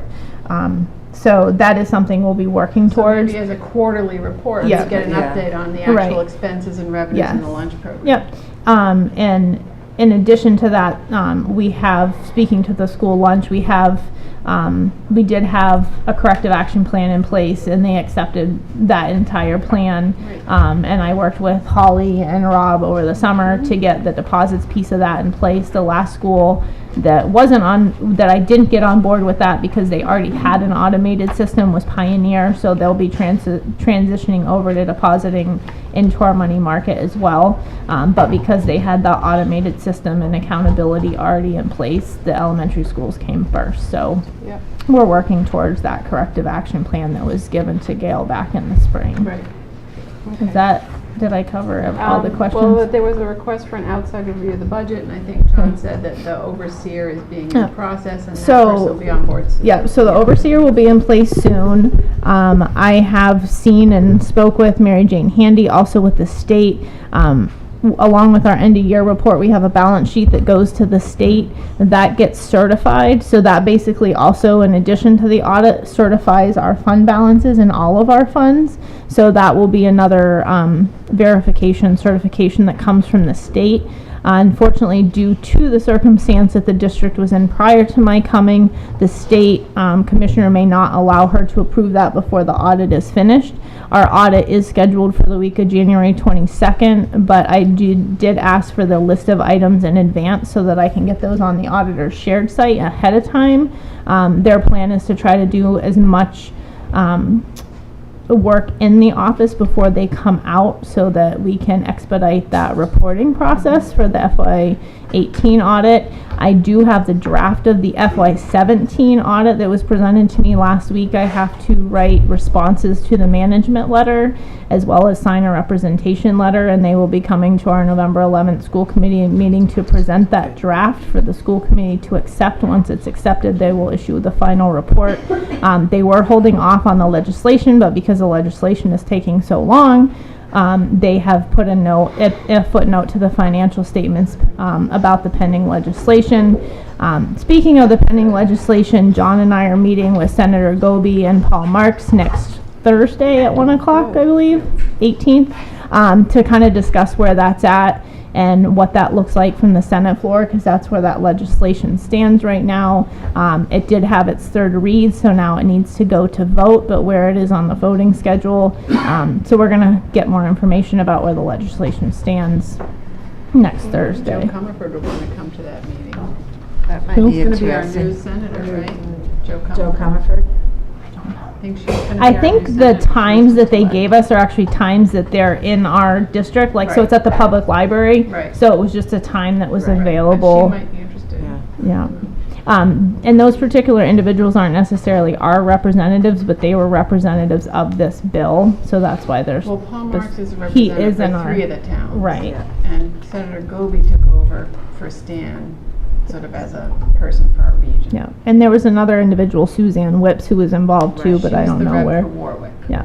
So I don't know if she'll come to that or not, but just update on where we're at with the legislation too. We are staying on top of them and trying to get things moving forward as fast as we can. Any other ones that are on there?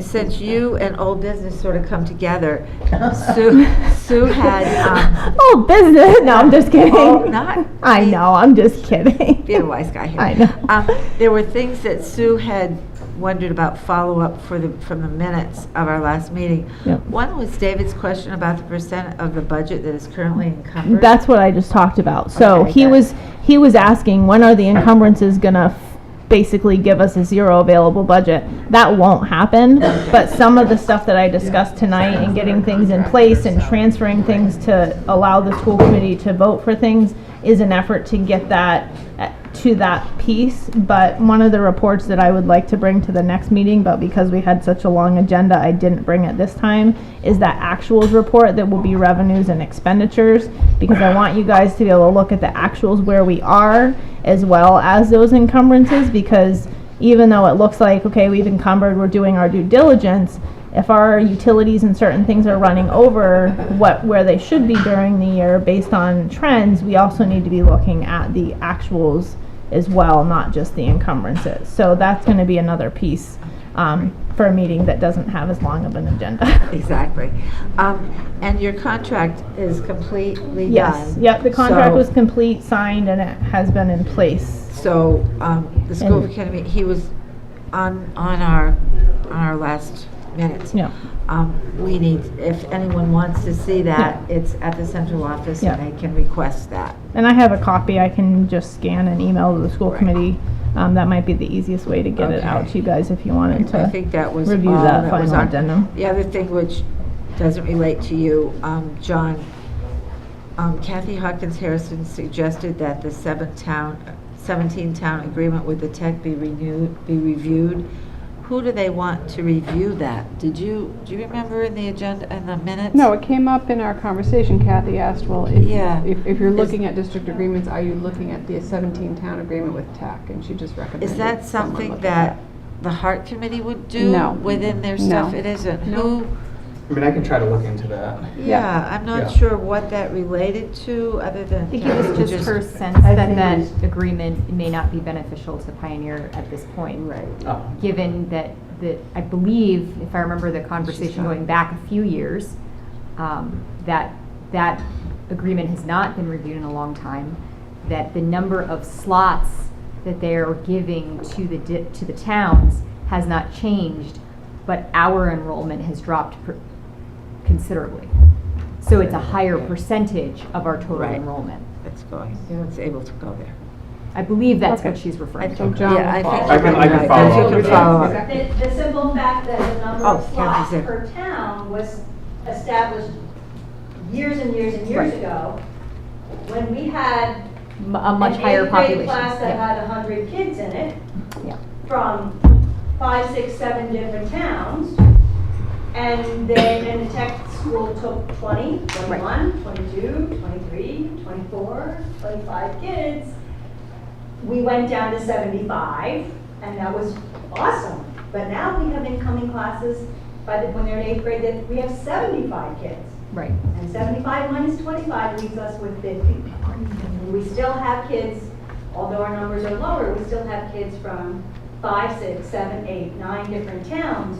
So the percent, it wallops us. It just wallops us. Okay, so we don't have time to talk about that now, but Right. John will look into it. Okay. Going on to new business, which, Mark's data, did that get posted to the web? The presentation that Mark did when That he was came? posted a while ago. It got posted, Yeah. right? That was my last thing. I just I didn't catch So I'm that. on docket 2 for the Vernon tuition rate. So before we go to new business, can we deal with the old business of the superintendent evaluation? Oh, yes. That's It's down there. there. It should not be there. It is old business. A bunch of us showed up to a 5 o'clock meeting and no one else showed and we didn't get to do it. And I'm sorry, I don't want to wait until 10 o'clock again when everybody's too exhausted. I've prepped for this multiple times. I'd like to get it done. Let's us move agenda item number 11 up to agenda item number 9. Do you need a vote for that? We do. I do to think so. approve the That was- yeah. No, So- to approve moving the. I'm gonna make a motion Oh. to move the superintendent evaluation, item 11, up to, just to old business, Okay. which it is. All right.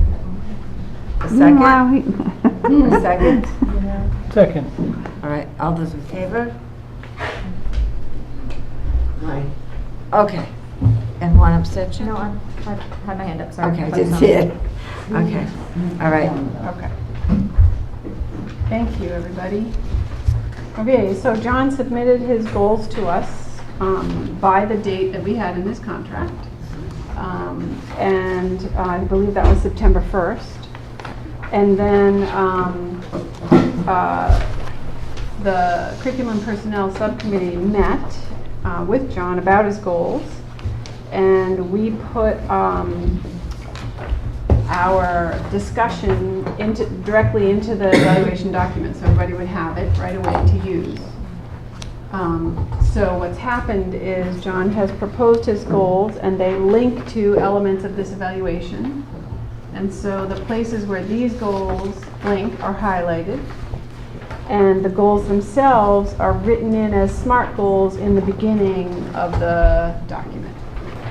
So this is a document that everybody can start using to gather their evidence right away. And what we need is for the school committee to vote on the goals. We also need to make some simple decisions around our process because we have a changing of the school committee and we have an ongoing evaluation.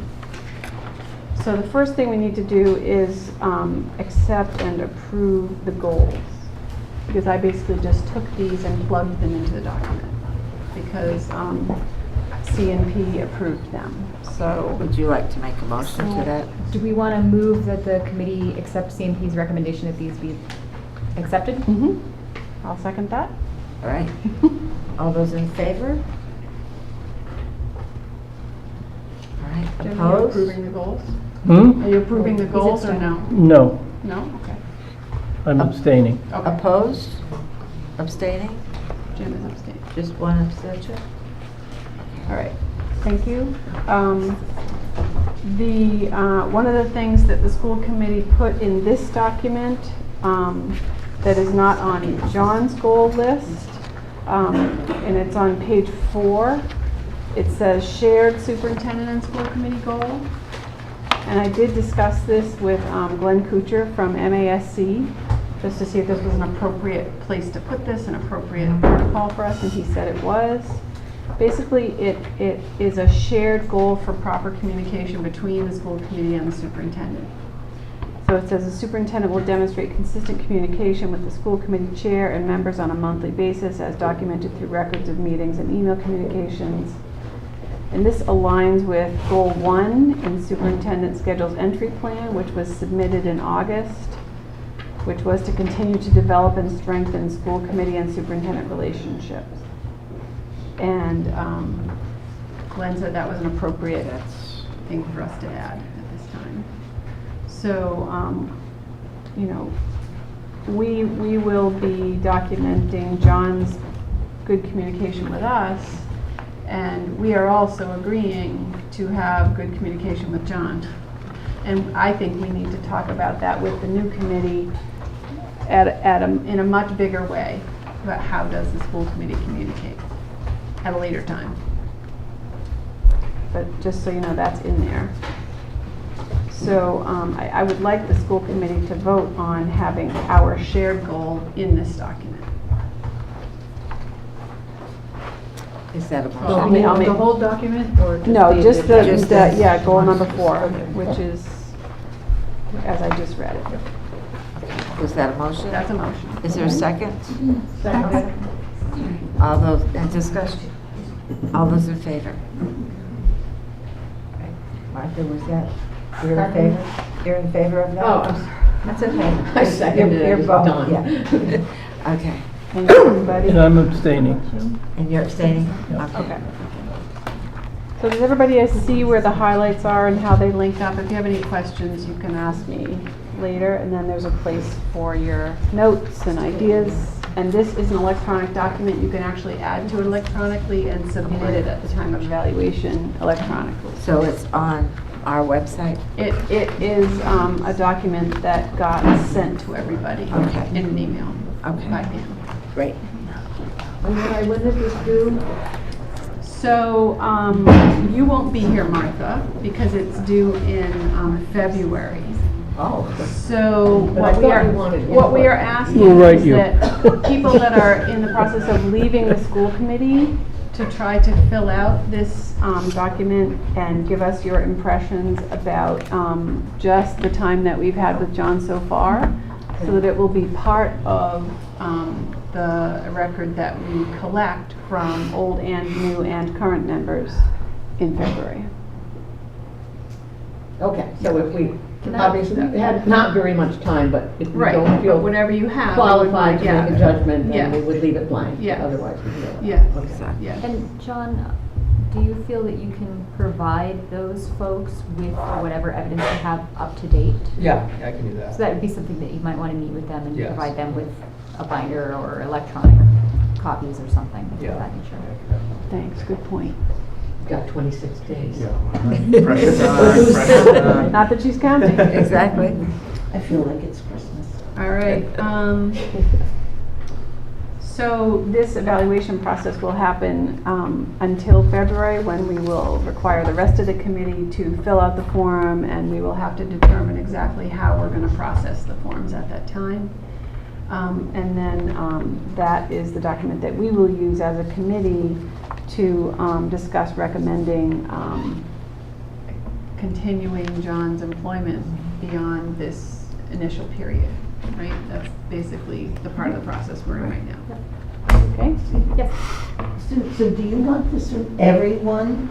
Not till February if you're staying on the committee.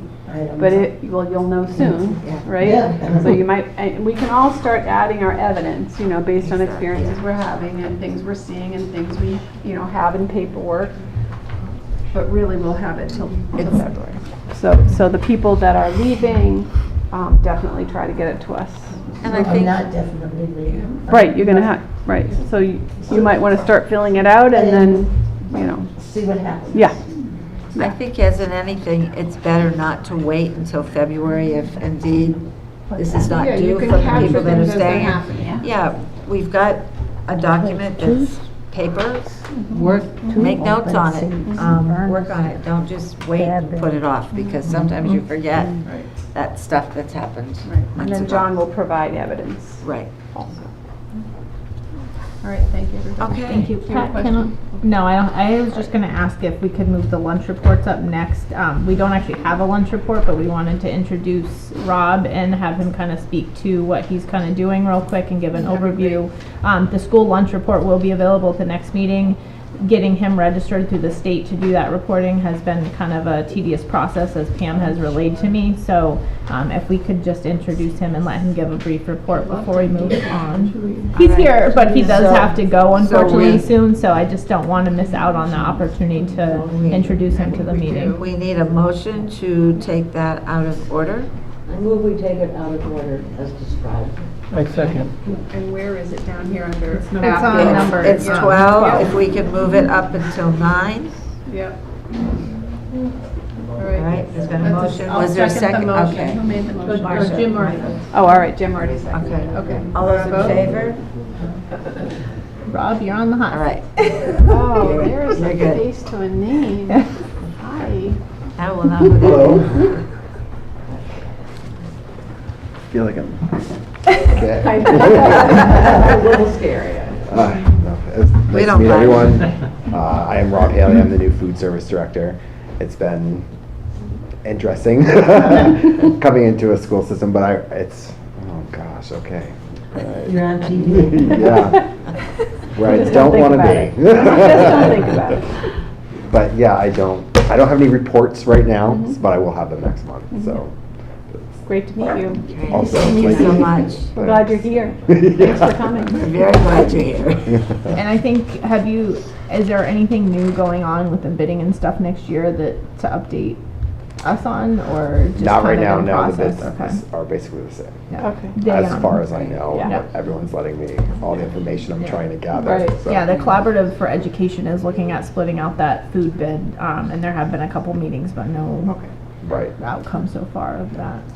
Are you aware of the annual Thanksgiving dinner for the seniors? Yeah, I was just told last week. Yeah. All right, I was just wondering. I just started ordering the turkeys. Maybe I can, maybe one of these years.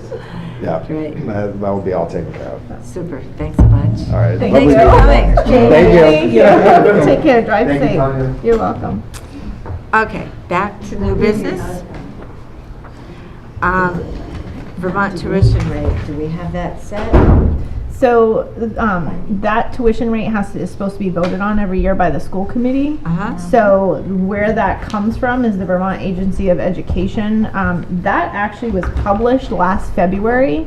So my recommendation going forward is that we actually vote on this before we vote our budget, because this is part of our revenue. Exactly. But I will say the rate for 2018-19 average announced tuition for 7th through 12th grade, which are the students we do bring in, we don't bring in any elementary students, Right. is $15,618, and that is the figure that I presented the revised revenue budget on. So we just need the school committee to vote to accept Vermont's Agency of Education tuition rate for 2018-19 school year. All right, so, Can I just, yeah, go ahead, Robin. didn't we typically in the past set it a little That's just what I was gonna say than- too.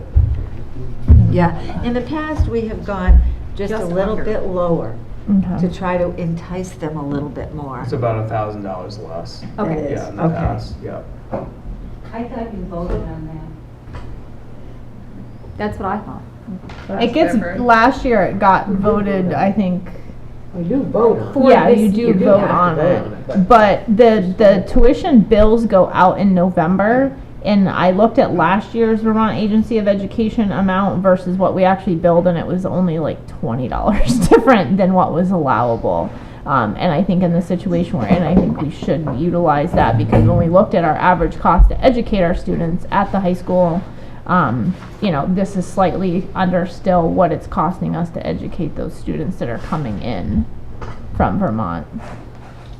So wait a minute, we have voted already for FY19, the figure, is that what? No, that's what this This is for FY19. And in the past, Jane is it saying- hasn't been voted until, from what Pam explained to me, until right before we issue the bills out. My concern is that if we have the number available in February this year, we should be voting on this before we vote our revenue budget that is based on this for the number of tuition students. So there's some confusion about whether we have. Whether we already voted it or So not. maybe we Jane have to thinks we, research that? yeah, I She's think, saying we already voted. Already voted it. It may That's what have I been thought. for last year in No. October. No, it would have been for this school year. We voted for the tuition for this school year at the end of last school year. For 18, 19? Yes. Weren't we making Mercury for one? Yeah. Oh, did we? I don't know. Pam is the one who put this on the agenda, so had it been voted, I would think she would know. We can certainly table it, but if we table it till November 8th, the tuition bills would go out a little later than they normally do unless it has already is been that going to be a voted. problem? I'm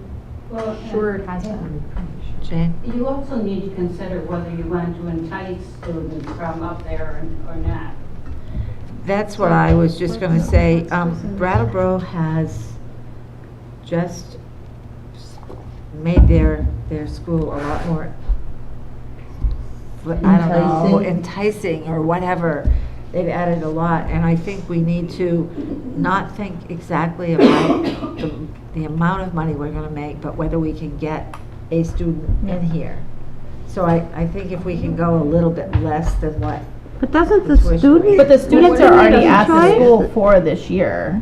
Yeah, they're But already here. They're already here and we're already educating them. I think next year, that's something we can look at, but you guys have already voted on a budget that includes this amount, and I was not aware that this had to be voted by the So- school So why committee, don't we nor. research whether we have to, because some people think we did. Yeah, if we did Like I said, already. we can look to see if it was voted. I would think that if we had voted it, Pam would have had that in minutes, but we can certainly look It would back. seem like that. And but- you said, Jane, you said you thought it was in March or April of last year? Well, I don't know what month it was, Okay. but, We'll take a look. We it can was- search through the let's just check agenda. it My It'll memory be is clear that in the it minutes. happens In the when spring. you adopt the initial budget. So that's February or March. I was thinking And it's February. right after that that you vote on how much to charge for tuition for earning students. And they know that. That's part of what they know when they're being encouraged to come Well, here. and what Pam relayed to me was that in the past, this was voted with the budget, but like after the fact, and we sent an initial bill in November based on the last year's tuition and then do a true up. So I'm just, yeah, that's what I'm just conveying what she kind of Let's, communicated. visit this again next month. Is Ariel still here to discuss the budget, or Renee? Renee's there. Calendar. I mean, calendar, excuse me. Budget, we don't, I'm Or the budget budget. crazy. We're here. No more budget. We're done. Couldn't have a meeting without me. I know, isn't that the truth? So are you the elementary rep and you are the? No, I'm just the, Well, she is the dinosaur that's gonna provide some, Right. institutional memory. She's the one that caught what I didn't know. Okay. But yes, she's the representative for Bernardston. Bernardston. Yeah. So I just want to preface, when I was here on August 9th, I talked about two things. One of the things was the calendar and the half-days or the dismissal of teachers with students that had been on MOU that didn't get redone at the end of last year. You guys voted to do it again, and yay, everything was good. And then Renee has something to say. So I just was wanting to provide some data that because of the timeline that we were up against to make that decision of whether teachers would indeed work a 184-day schedule or 183, which is a change in our work year.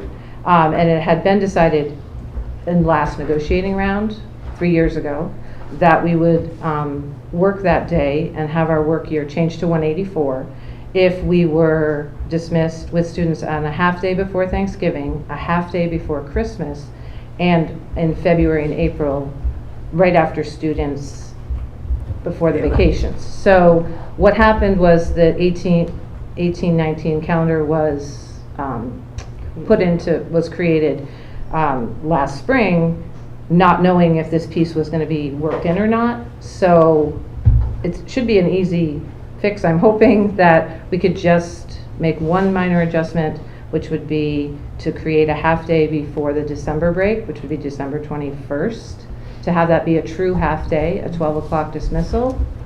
And it would match with the true dismissal before Thanksgiving, which would make the MOU true and right. And I have the 3 years previous, 15, 16, 16, 17, and 17, 18, to show you that that was indeed the case in those 3 years. I remember. So it's not reflected here on this calendar, so if that could just. Oh, okay, so it's to just make a motion to change the calendar. to change the calendar, to Yeah, it make should the be calendar super simple, I'm reflect hoping. the half days. So it's just that Friday before the Christmas break is currently not a half day. Oh, that's the only one? That's it. Okay, Jeannie, will you make that motion? Sure, I'll make a motion that the calendar for the school year 2018-19 reflect, dismissal the day before Thanksgiving. Christmas. Before Christmas. So that would be As a half day, December 21st. 21st. 12 o'clock dismissal for students at that. So So- it just needs to read an The early teachers release would be half day. dismissed after the students had left. Right. Is that Yeah. correct? And currently, it's not listed as a half day, it's listed as a professional development day, which would end at 1:45. Oh, so it just needs to be changed from. To a true half day, no lunch Professional served. development to a half day. Yeah. Okay. I make a motion that the school calendar for 2018-19 reflect a half day on, I wrote it down, on December 21st as opposed to. Whatever is in the Well, calendar. staff Whatever it says. development. Is there a second? I'll second. All right, all those in Not favor? quick enough. An hour and a half. Unanimous. Okay, moving on. Thank you. Thank you. Thank you. I think we have technology and superintendent up on the next couple vote to accept. Is that right? I mean, I can speak to them, Tanya, but John, someone. John is going to discuss the backing of why these donations are on here. We currently have a $5,900 donation from a anonymous family to assist in purchasing Chromebooks at Northfield Elementary School, as well as a $4,500 donation from Coca-Cola that's specifically for the program that John and John have created. So John Heffernan is going to do a small presentation to discuss what those donations are for. Okay, thank you.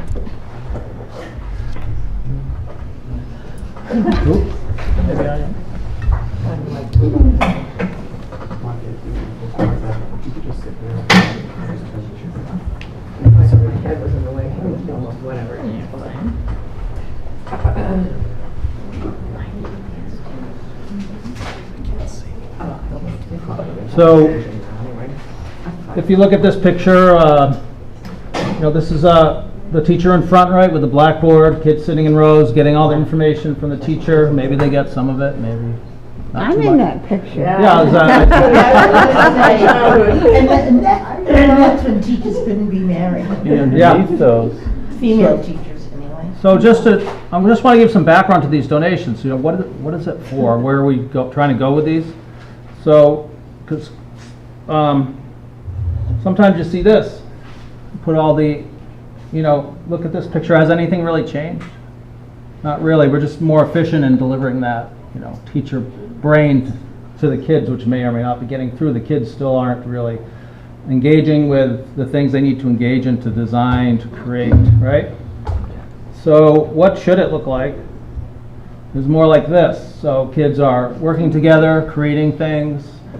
They might have different solutions at different tables, right? So I just want to give you some context on these, because a lot of times I know my son came from his school, we're getting Chromebooks, but there was nothing about what they're being used for. So I want to make sure when we talk about Chromebooks and when we talk about robotics, we know why we're doing this, okay? And I had to really think about this.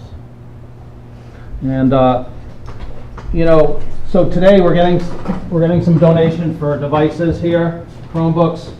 We're getting some donations for robotics, but you know, what is it for? And this is what I call stuff. So you need more than just stuff, though, right?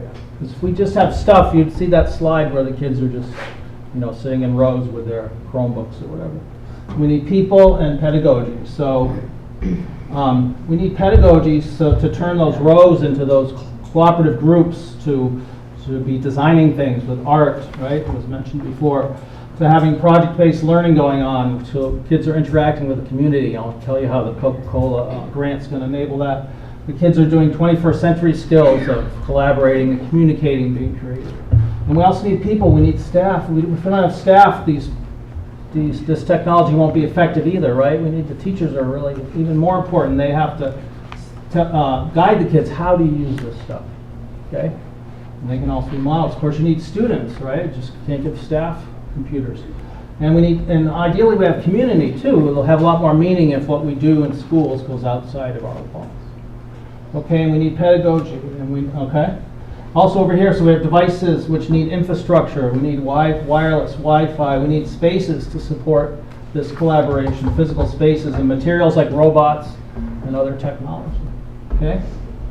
So just a little context there. And to look at what we hope is really the first start of a lot of more donations coming in, but Tanya mentioned Northfield, which Megan had a big hand, I believe, in getting. So the family, what we're going to get with there is 26 Chromebooks and 1 cart to house them, okay?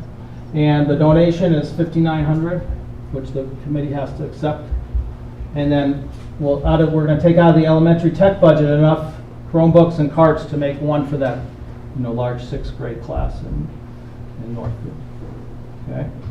And then the Coca-Cola, John mentioned the numbers, and we're going to use that to get robots for grades 1 to 4, 19. Of course, we need a lot more to get them out at all the schools, but the plan is with these 19 kits to at least get grade 3 and 4 projects at each elementary school this year.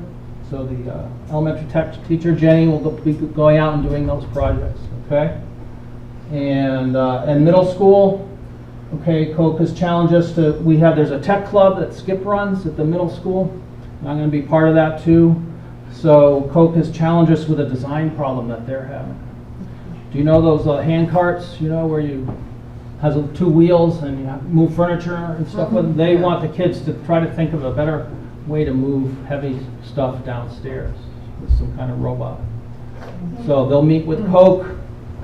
They can go over the problem, and then they'll go back in the afternoons. We'll try to design something, create something, and then the kids can go back to Coca-Cola, present their solutions. Okay, so that's that community piece, the project-based learning piece. So I worked out, I got as many robots as I could with that money. If we buy now, we get 5% off. By the end of October, okay, so just try to get as many elementary robot kits as I could, and also these middle school robot kits. So I just want to give you some information on what you would be voting on to accept these 2 donations and how it would be used. Is there any questions? Yeah, that's pretty good.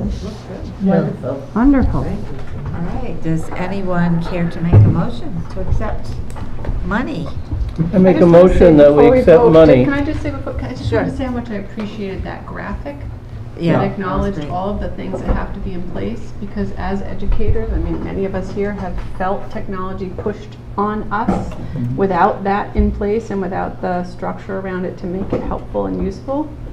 And that was really good to see, and I really want that to happen for teachers. Thank you, and I think I was talking to Jean this morning about, if we do one-on-one at the high school, how we're going to really have to work on that professional development for teachers. Absolutely, To make it. absolutely. Those Chromebooks, the real power of them is the way kids can collaborate with each other and with the teachers. So Yeah.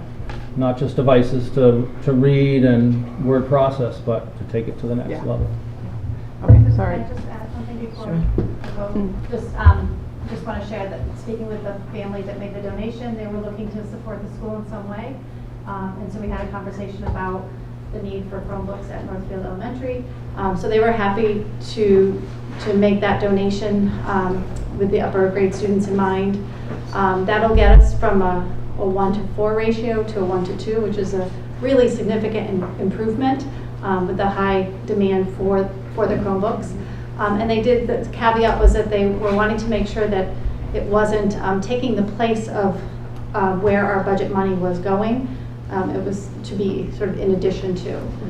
So we talked about trying to, that we had other components that we would be contributing from the budget money as well. Yeah. So it's not in place of. And our tech budget. It's in addition to.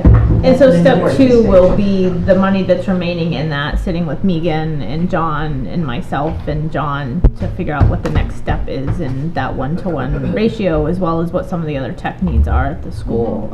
They've had some firewall and some other things too, so So we have to weigh it all. assessing Yeah. all those There's things so and then much making cut a from step that. 2. And I just want to Of that. thank them. It's a very, very generous Yeah. offer. Oh, Process yes. during Yeah. the time, so. Yeah. That's awesome, and thank you for helping. And please thank them Get for that. us. That We was should probably do a fantastic. thank you note. We can't. if We it's can't, not- it's Wait, anonymous. I wasn't done. And Okay, give it sorry to about- Megan Yeah. to give Yeah. to the donors.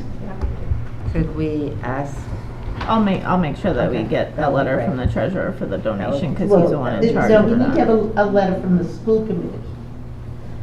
Well, it comes from, most of our donation thank yous come from, are signed by the superintendent, but it can come from the school committee Well, and that's have Pat fine. sign it if. I'll make sure everybody signs it. yeah. No, we just, on behalf of. Yeah. Yeah. You Yeah. should do on On behalf behalf of the of. Yeah. That would be great. First, we have to accept them. We have to vote. Can we please accept the money? I'd like to make a motion to accept the, Oh, sorry. is there a second? I think Jim started. He Oh. tried. Sorry, I just didn't. I got it through. Okay, go ahead. I got through it. making a motion. Did you To get it? accept the donations. Accept the donations. So, I'll second that. okay. Do we need a second? Did we already have a second? No. Okay. Is that for both donations? Yes. Yes. Okay. All those in favor? All right, unanimous. Jim, you want to address the next one because that was your item that you wanted included on the agenda? Yeah, here's what I'd like to do. I'm bringing you something up that's new. It's late. So I'm going to bring something up to consider and I don't want to debate it tonight. I don't want questions. Go home, debate it with yourselves, with your whoever, and then we can come back what I would like us to consider is our wonderful administrators work really hard for us. And so if I have a hard time with requiring them to be at this meeting. And whereas we can visit them, we can have a newsletter, we can make it optional if they want to come. That's what I would like us to consider and come back and talk about it next time. All right. We have discussed this before. We have before. Yes, we have. So let's put it on our agenda for November. Okay? All right. Now, staff changes, I think we can all read the papers. You skipped Sue. Which is also old business. Oh, I'm sorry, I've got so many arrows all through here, I didn't see it. Okay, Sue, do we need to vote on having you as our representative? I just want to mention, Bill was the representative for the school committee to the Heart Committee, and he is not going to be on the committee anymore. Right. And Pat asked me to attend the Gil Montague meetings, so I'm attending those, and I'm on the Heart Committee. I've been on the Heart Committee the whole time, so I wanted to see if you would agree to have me be the school committee's representative, because that will also free up my appointed seat in Warwick for someone else in Warwick. And this is a time when it would be really good for Warwick to have really good representation on the Heart Committee. So it's just getting your approval for me to be the school committee's representative, rather than not an appointed member from Warwick, to change my status. I move that that Sue becomes the school committee representative on the Heart Committee. Okay, is there a second? Second. All those in favor? Should I vote? Why not? I agree to do that. Why not? All right, you're there. Thank We changed your hat. Thank you. Okay. Now my arrows have stopped all over the paper, so we'll go to staff changes. I don't think we need to discuss this. The information's in front of us in black and white, and we're trying to hurry around. Is that okay with everyone? Mm-hmm. Yep. C&P, subcommittee report, and that is you, Sue. So we did a lot of work on some of our job descriptions, and these are in your packet. And they have been approved by the C&P committee, and we just wanted to get the full school committee's approval. And if it feels like it's too late and you haven't had time to read it and whatever, Well, they were. I know, we can go mailed. back to it, but Yeah. we've made a lot of good progress on having actual current job descriptions on the docket for our district, which we didn't have for a long time. And these were on, we These got have them been on- electronically. Yes. So. They were distributed last month. Exactly. Yeah. So I would think we would be ready So to if vote on anyone this. needs to discuss them or debate them, just let us Jeannie know. Milton had something to say, and she just ran to the ladies' room. Okay, Okay. all right. Do you have something? Then, and we need to wait till she comes back. Okey-doke. Our next meeting is in Northfield, November 8th, and by that time, our new people will have joined us. Yes. Can I just because I don't want to forget, I wanted, one of the things I was going to update, but points to meeting schedules and stuff. Uh-huh. I wanted to, I think some of them have left unfortunately because it's so late. John and I are going to be meeting this coming week to create an administrative budget schedule, comprehensive budget schedule for this new budget schedule season, as well as trying to put together a school committee meeting schedule based on what was done not last year, but the year before. So I have that schedule, and I have a sample schedule from Gil Montague for the administrators piece, so him and I can work together. I just wanted to convey that out to the finance committees, because I know when we met as a whole with the state, we talked about setting up those meetings, and I don't want them to feel like I haven't reached out, but I want to get that schedule together so that we can then get their committee schedules and collaborate. Right now I'm working on finishing up the, working on the end of year report as well as the state reporting, and then the next phase is going to be that budget process. So I just wanted to make sure that the finance committees and all the other town committees know where we're at on that. And we are still planning to do that in that schedule. Hopefully we'll be able to work through. I would assume the school committee will need to vote on the actual school committee meeting budget schedule at the next school committee meeting, but as far as when and how we'll meet with the administrators to facilitate that side, John and I will work together on that. That's So great. sorry to, but I knew No, there was that's- one more thing that I needed to put out there. Peggy? Well, and speaking of subcommittees, we are woefully behind with policy, Terribly so. and that's, can be something that's superintendent led as to what is prioritized. I mean, we'll have all new committees starting in November, but I feel like I was on that and I didn't do what needed doing, but you can't do it unless you have a meeting, so. Exactly.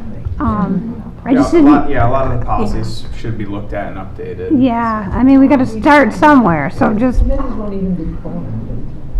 So. but I mean, that's something I know, I know. he can get Subcommittees. ready Right. and then Yeah. hit the ground running, because I think feel we like need to have that's that really often. been neglected. And something our overseer may call us on, so. I think you're right. I think that's one thing that's really important. Jane? I know you're waiting for. Yeah, we are. feedback on that, so, and I say to John that I really appreciate that you reacted immediately to the letters from the towns and got in touch with the state and got that ball rolling for the financial person to be in here. In our meeting on October 1st, that was extremely important to all of us. And along that line, how are you coming with their request for all the stuff that they need by October 15th? Yeah, we're getting it all to them. I actually So that's- submitted That's it. all submitted. I submitted as of it now. yesterday. Yeah, It's in? it's all set, yeah. And we told him, just to reiterate what you had expressed in your letter, is we want the overseer in as soon as possible. And he thinks it's pretty feasible that they'll be in before November 1st.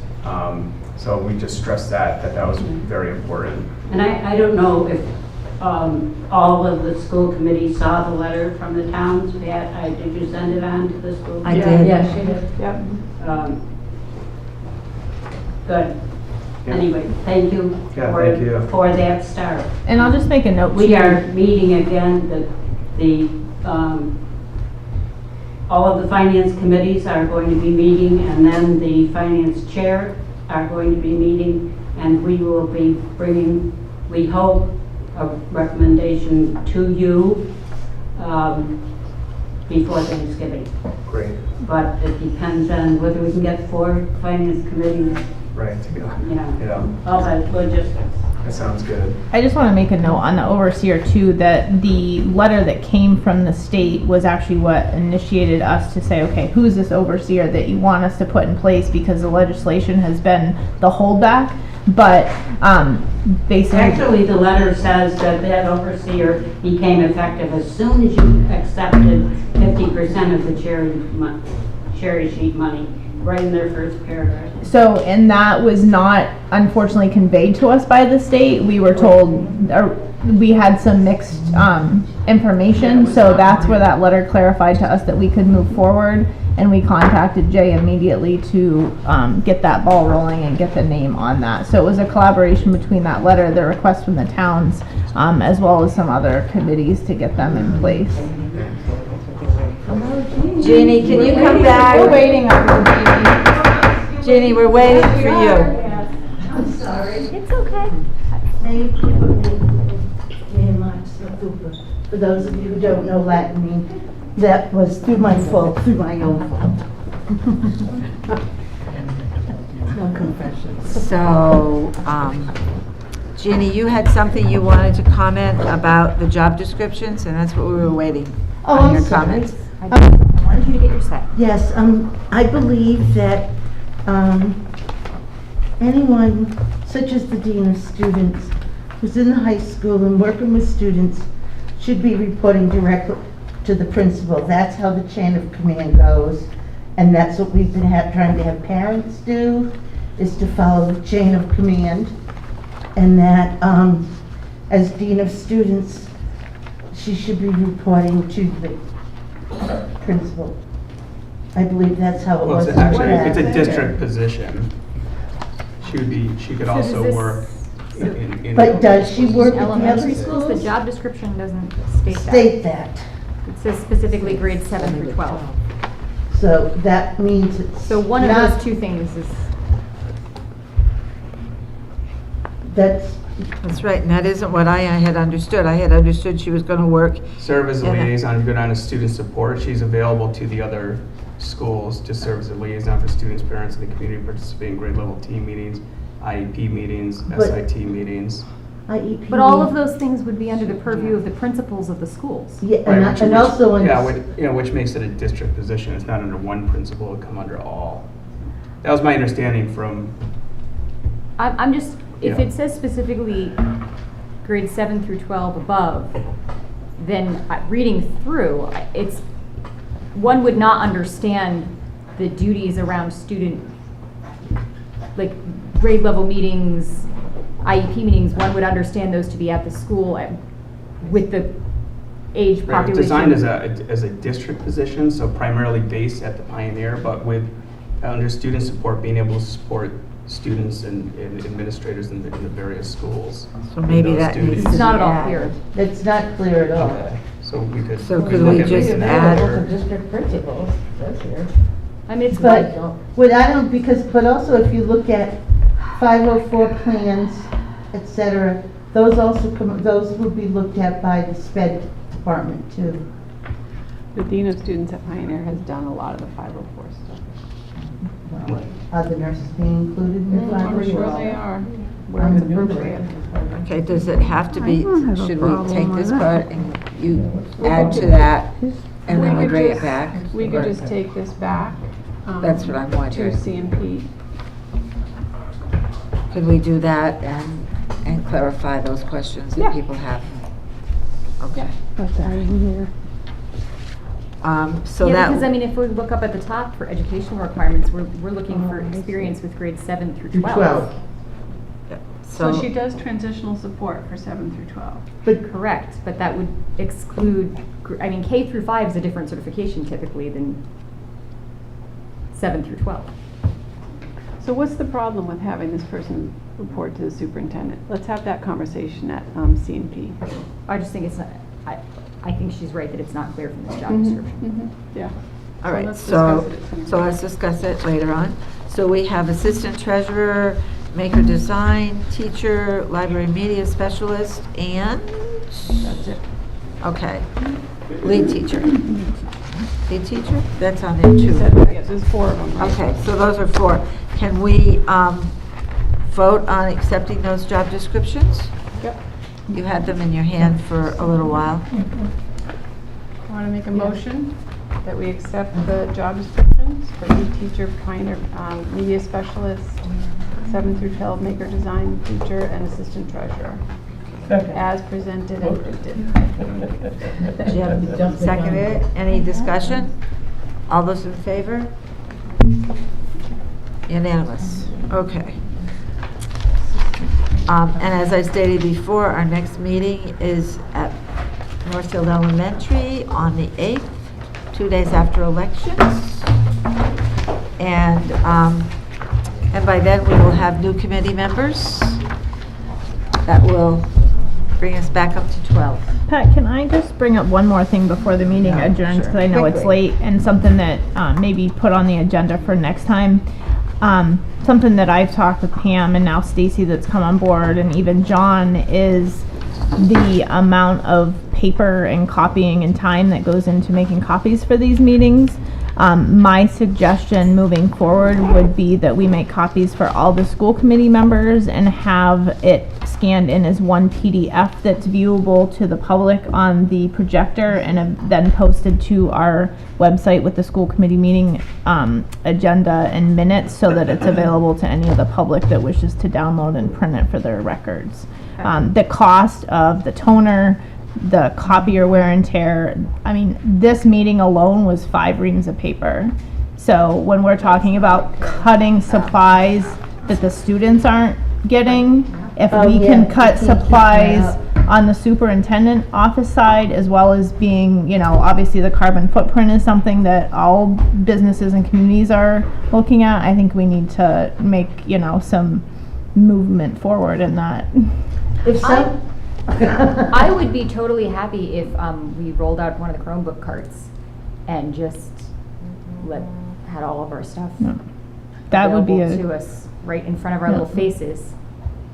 That may be an option. It depends on the Wi-Fi availability at the schools, but that's something John Heffernan and I can work on. He did mention that getting guest Wi-Fi availability at all the schools I was is thinking if it something. was on a school device. Oh, then you wouldn't have that. We would not be using the guest accounts. We could use this. Yeah. There's usually like a student account that would allow us to just pull up our Google email and pull up all of our documents. either that or, I know one day I went to work on something at the high school and I couldn't, I couldn't log on. Yeah. If, even as school committee members, we were able to log on in the different schools, that would cut out a whole bunch for the rest of us. Well, I know they're working on that, but if we were using the school devices, that would that would eliminate the Wi-Fi. We would also sign a technical agreement too. We did anyway for the email. Like I said, just something to think about, I think, moving forward to vote on. Until that happens, I think that we should make sure we have a screen that we can see, because often when we have had things on a screen at Pioneer, it's hard to see them. And that's something Is that what John you're and gonna I. say? Yeah. We're So- trying to be transparent. I don't understand, sometimes we can't even hear you people talk. So we got something to look at least to follow along. I mean, the town of I'll buy you 5 cases of paper. Send me the bill, John.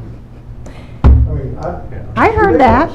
And it's not even so much that, it's part of, the sustainability, the time, the toner, and part of that is getting a screen and making sure that it is visible to, so that's something to work on with our tech director. Even if we had a couple screens. Yeah, even if we had two. We can figure it out. Is that something that we could even do in live?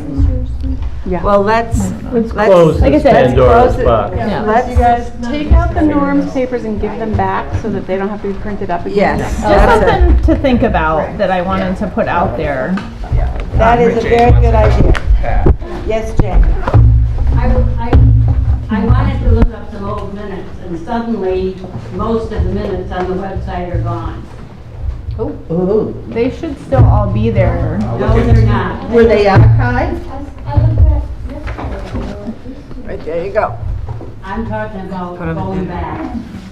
More than 2 years. They should all stay there. They're public records. They've been on there. They never should have been removed.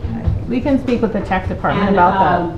And I suggest that you make a link to 2017, 2016, 2015, so if that's what you want to look at, you can go over there and look at it. And I asked before that you figure out how to properly sort this so that the most recent agenda and minutes are at the top, but not the bottom. And they're not even at the bottom now. I looked at it yesterday, and I don't know how they're being sorted. We can talk to Nick, because he's So the one who that, manages that. Yeah, that's good to know. It's a picky thing. Yeah, that's all right. Well, Look into it and get it fixed. I like to be picky. It bothers me too when I'm looking for them, so. Elizabeth? I was just going to say, we have done some, there was a time when we were trying to do exactly what you're talking about, Tanya. Yes. There are meetings that happen, especially I remember at Pioneer, where it's the library is very full, people are sitting all around the sides, and, I would just ask that if it happens, and I am fully supportive of anything we can do that is environmentally conscious, but it needs some real study and thought before we start to do it, because nothing is more frustrating than sitting there and not being able to. John's definitely on See board with more of helping it. facilitate that. Yes, Karen. Yes, I would like the meeting not to end until we can thank the people who will be retiring from the school board for their many years of dedication. those who are here tonight and also those who were unable to make it tonight. Thank you. Thank you. Thank you. On this cutting out copies, I'm going to send an email tomorrow asking for the stuff that you didn't pass out tonight. I want copies of It's it. all passed out. There was nothing that anybody got that wasn't No, passed it out. wasn't. It was all in the packet that Stacy No, put together. it was not in my packet. What didn't you have, Jane? So I will request it tomorrow. But when you start talking about not sharing with the public, not having copies for everybody, there is the open meeting law. Anything you discuss, anything you have to have available to anybody here. What you have is Transfer sheet was not in ours. the transfer sheet should be in everybody's packets. No, it was at Okay, the back. so that and was then it not out of order. that was not unintentional. It should have been It in the wasn't back. in the back? You know, there was a point, Tanya, where it talked about several documents that you didn't copy for anyone because it was supporting evidence, and that was with regards to staffing. It was early on. And, you know, you said. That was it the mileage table and the salary. So Yes. those were things that I used to create those transfers that the school committees didn't get, but if the school committee or anybody wanted those, they could request those, but none of that was passed out. If the transfer sheet wasn't at the back of the rest of them, I apologize, that was supposed to be on all 50 copies. Can I make a motion that we adjourn? One more thing before we adjourn.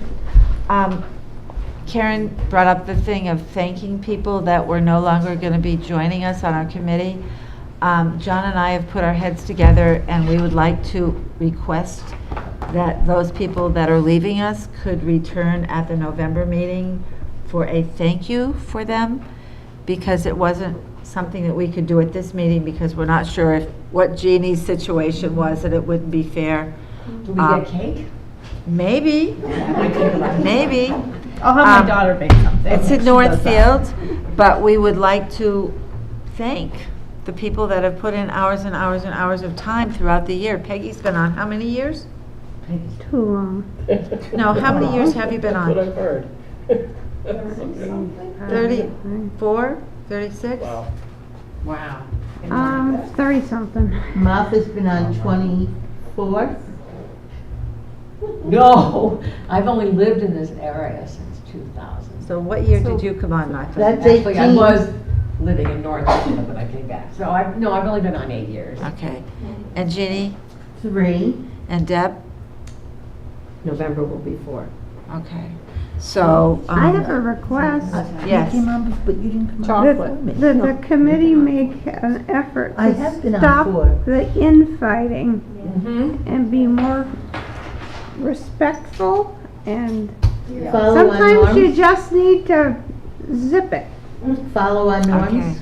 Yeah. Yes. Yes. All right, I gotta go. All right. Jim made a motion to adjourn. Is there a second? Second. All those in favor? Aye. All right. Drive safe, please. It might be foggy. Martha, I have